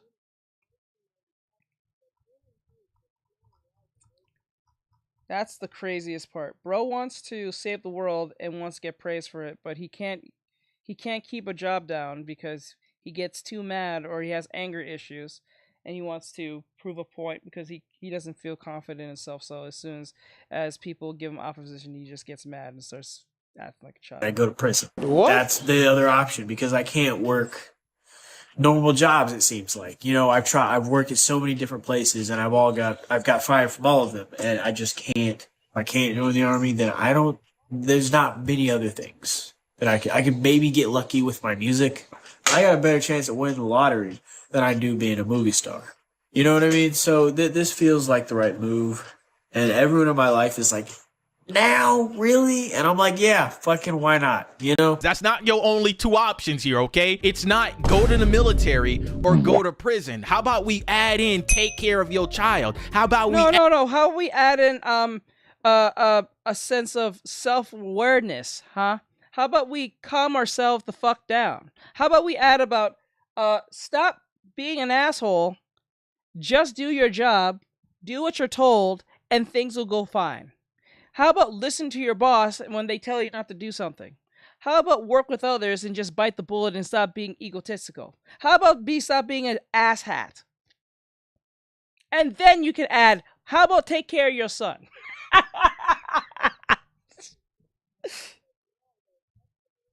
Yeah, I don't trust him around the mom. He told the kid to set her hair on fire. The fuck? Listen. I don't care how much I hate. Even Eminem said it. He doesn't matter how much he hates. What's her name? Yeah, like I forgot what Eminem said. He said no matter how much he hated Kim, he'll do everything and grit his teeth and try. He said that in his song. He said it doesn't matter how much he hated Kim, he'll grit his teeth and at least try to work with her for the sake of his daughters. Added getting a job outside of Waffle House, okay? This is a all-time new level of unemployment. I ain't never seen somebody not want to get a job so bad that they would rather go to prison than actually have employment, all right? And this whole idea of thinking that the military is sweet and thinking that they just gonna go along with whatever you talking about, no, bro. They're gonna clearly see that you're mentally ill and not allow you into the program or the military service. This is insane, man. Go take care of your kid. And chat, as y'all can see, man, he's not really all the way there in the head, and he uploads a lot of red pill content on how women should act if he's in a relationship with them. The reason it's so important that my woman listens to me is because in a militant situation, in a combat situation, if someone is disorderly and not following orders, people fucking die. You've been playing too much Call of Duty, man. This is real life, all right? What are you talking about, man? Why are you speaking on this as if you had been on the front lines of ongoing wars? If there's one day that I'm with my woman and maybe we have a kid one day and we're in a mall and it starts getting shot up, I need to be able to look at her and say, get the kid, go the fuck over there and do what the fuck I say. I'm gonna go handle this shit. You feel what I'm saying? No! Sir, you have already called your kid a thing and said bump him. Stop making up these fake examples and actually go and get the kid. What are we talking about here, bro? You actually can take care of your child right now as we speak. I need her to be able to just recognize, to just shut the fuck up and do what I need her to do. Because there are situations where that is... I think he has a little bit of maybe what is called short man. He has a short man complex where he needs to seem like he's really bigger than he is. And this is why he's talking in this red pill nonsense where he needs to sound like an alpha male. Like, most alpha males don't have to say things like this. They usually are. They are that. They don't have to tell you. They don't have to literally tell you. You know how it's like, okay, it's equivalent as like someone who's like Bill Gates. You don't have to know that Bill Gates is rich. You know he's rich. You don't even have to question it. Right? Like, it shows in the pudding. The way someone walks and carry themselves, you know they're an alpha male the way they carry themselves. They don't have to say it. They don't have to do all this hypotheticals and shit. You know what I'm saying? This is stupid. No, I'm saying, when I say short man status, I'm not talking about like height-wise. I'm talking about egotistically. Yeah, it's like... Yeah, they're just cool by default. It's like a pretty girl. She don't have to tell her she's pretty. She knows she's pretty. The other bitches know she's pretty. That's why they hate her half the time. She didn't do nothing half the time. They just hate her because she's pretty and they know it. It may be life or death, right? And so if you can't do that in the minor situations, just where like it's how like something a Christian, when a person says, "I'm a good Christian," and I go to church, I read the Bible. Why is this bad? I try to help everyone but me. No, I help everyone but no one helps me, and I'm a good Christian. When you say shit like this, I know you're crazy. Shit, that was a short man syndrome. That's what it is. I think that's what this is. I'm not saying that he's short. I'm not even talking about his height. I'm talking about how he feels about himself. So he has to come across as if he's masculine, very alpha male, very X, Y, and Z. You know what I'm saying? So that's why he's used extreme extreme hypothetical to prove that he's like in charge or in large in the situation. He's not even talking about something basic and something that most men can relate to. You're talking about a combat situation. I'm like, simple as saying, hey, I need you to do this for me. You know what? If you can't do that, then how am I going to trust you in these situations? I can't. That's all I'm going to say. I think you should avoid women entirely, all right? I just feel like you are not ready to have a relationship with any other human being that's the opposite gender. Whether it's bravery or stupidity, I think I have a hero complex. Whereas some people would see a problem and go, no, it's not a hero. It's a short man complex. I don't think you have a hero complex. Someone will fix it. I see the problem and say, I'm going to fix it. Whether or not I'm actually capable of fixing said problem, I'm going to fucking try, because that's who I am as a person. I will throw myself in harm's way to protect other people, to fix the problem, to do what I need. When people say shit like this, I don't trust you. I do not trust you when you say shit like this.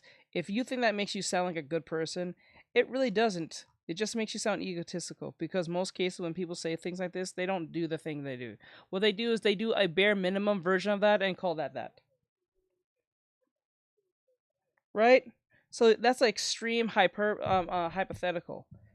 I do not think what he's saying is true. Most people don't have to tell you these things.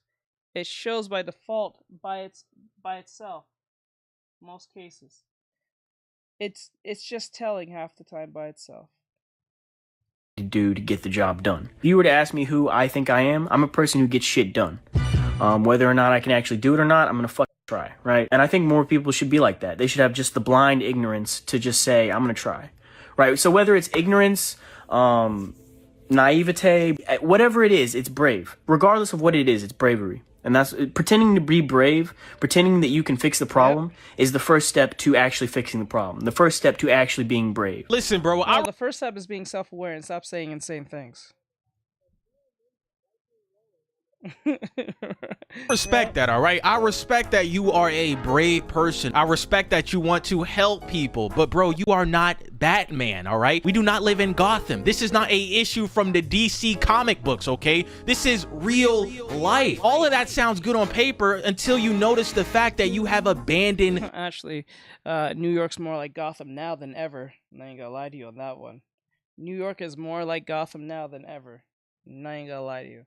Kind of wish we had a Batman right now, because it solved a lot of problems.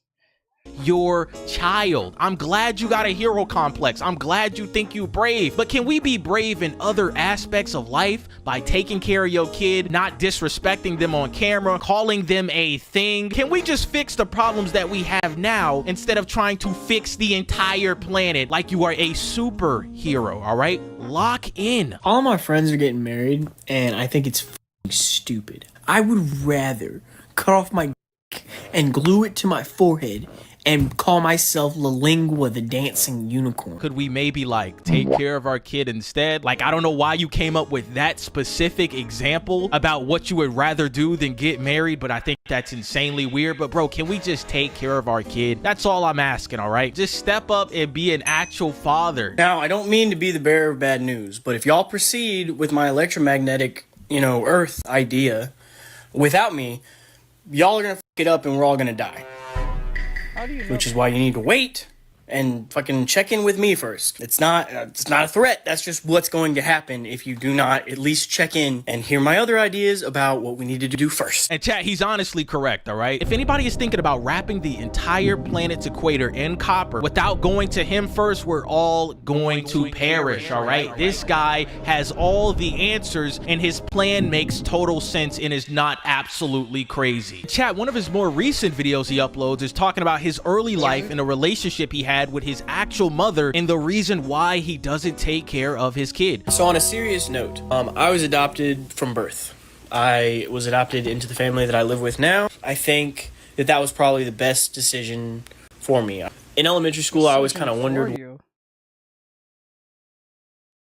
Decision for you? You say you was adopted at birth. What do you mean decision for you?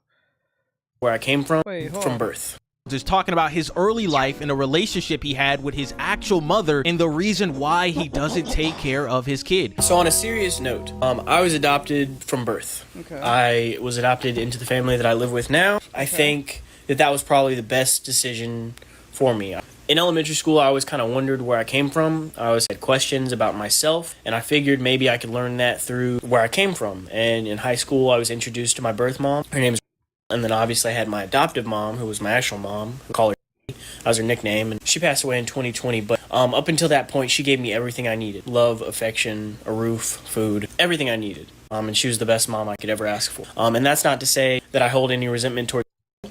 I just think that the relationship was never there. I met her and I just didn't find my answers. I realized I couldn't find anything out about myself through where I came from. If you want to find something out about yourself, put yourself in a situation and figure it out. And I think I'm making a similar decision. That can work, depending on the situation. I think some people are meant to have kids, and some people are meant to parent kids. I'm a person who can have kids and is just going to be a horrible parent. I know that. And so many people in my life want me to step up to that role. But I know that if I'm involved in that kid's life in any way, it's just going to be worse than if I wasn't. I know that for a fact. I wish people would stop trying to force me into that role, because it's just going to make the kid's life so much worse. I promise. You don't know that, but then again, you're just saying that because you're scared. That's literally it. You're just saying that because you're scared. And so I'm making a similar decision to what my mom made. And it was the best decision for me. So I'm hoping it's the best decision for the kid as well. Number one, bro, that is very unfortunate to hear what happened to his actual mother, bro. I couldn't imagine going through some shit like that, losing your mom, bro. That does something to you mentally, bro. I don't even want to think about that shit. And I think what he's saying makes sense in his own mind, but when it comes to reality and using that as an excuse to not take care of your kid, it just doesn't look good, bro. I get that you and the relationship you had with the girl wasn't A1, all right? But saying that you're not gonna be in your own kid's life because you think that being in their life will make their life worse is ridiculous, bro. You have a role, you have a responsibility. Yeah, you might have fucked up, you might have not wore your helmet when you went out to play. A lot of parents say this thing, these type of parents say these type of things because they're usually scared, and then by the time the kid is like old enough to like really take care of itself and stuff, they end up regretting that decision of not being part of their life, especially if the kid becomes something. Football, but you have no choice in this, bro. It's time to step up and be a man and take care of the responsibilities that you set on yourself. Calling your kid a thing, saying all kinds of crazy stuff about your baby mama, saying bump the kid is absolutely insane, especially talking about the reason you doing it is to save the world, bro. The world don't need saving, all right? What the world needs is for you to go home and take care of your own responsibilities, all right? But as of right now, man, he's still not taking care of his kid, and he still thinks that he is going to save the world. Absolutely insane, all right? But yo, shout out to all my channel members, man. Listen, I got a giveaway going live for y'all right now. I am giving away the last purple Ushanka on earth. All you got to do is be a channel member. I'm gonna have a community post for this, and then I'm gonna send this bad boy off to anybody that wins. We're gonna do like a wheel spin and shit. But yeah, man, join the coalition today, man. Anybody that wants to be a channel member, it's $1, all right? Shout out to the coalition once again, bro. I love y'all. Thank y'all for the support, and I'll see you boys in the next one, all right? Peace. But recognize that I'm the smartest one in the room right now. Guys, so we're pretty much done. I think the hair is coming out okay. I think it can come out better than this, but I think we're getting somewhere. Rhino Tuna's teachings has worked a little bit. I think I'm trying to apply it a little bit here to Bean's character, so I can try to make it look a little bit more professional than mine, so I can see some growth. But we're kind of there. It's having a 3D effect, but I think I'm not putting enough in the blending, so I need to figure that out. I'm gonna have to watch some tutorials on it to make it look a little bit more believable. Because I'm trying to make it look as, I want to say Rhino Tuna, but like a lot more professional than what I have for mine, so I can see the growth.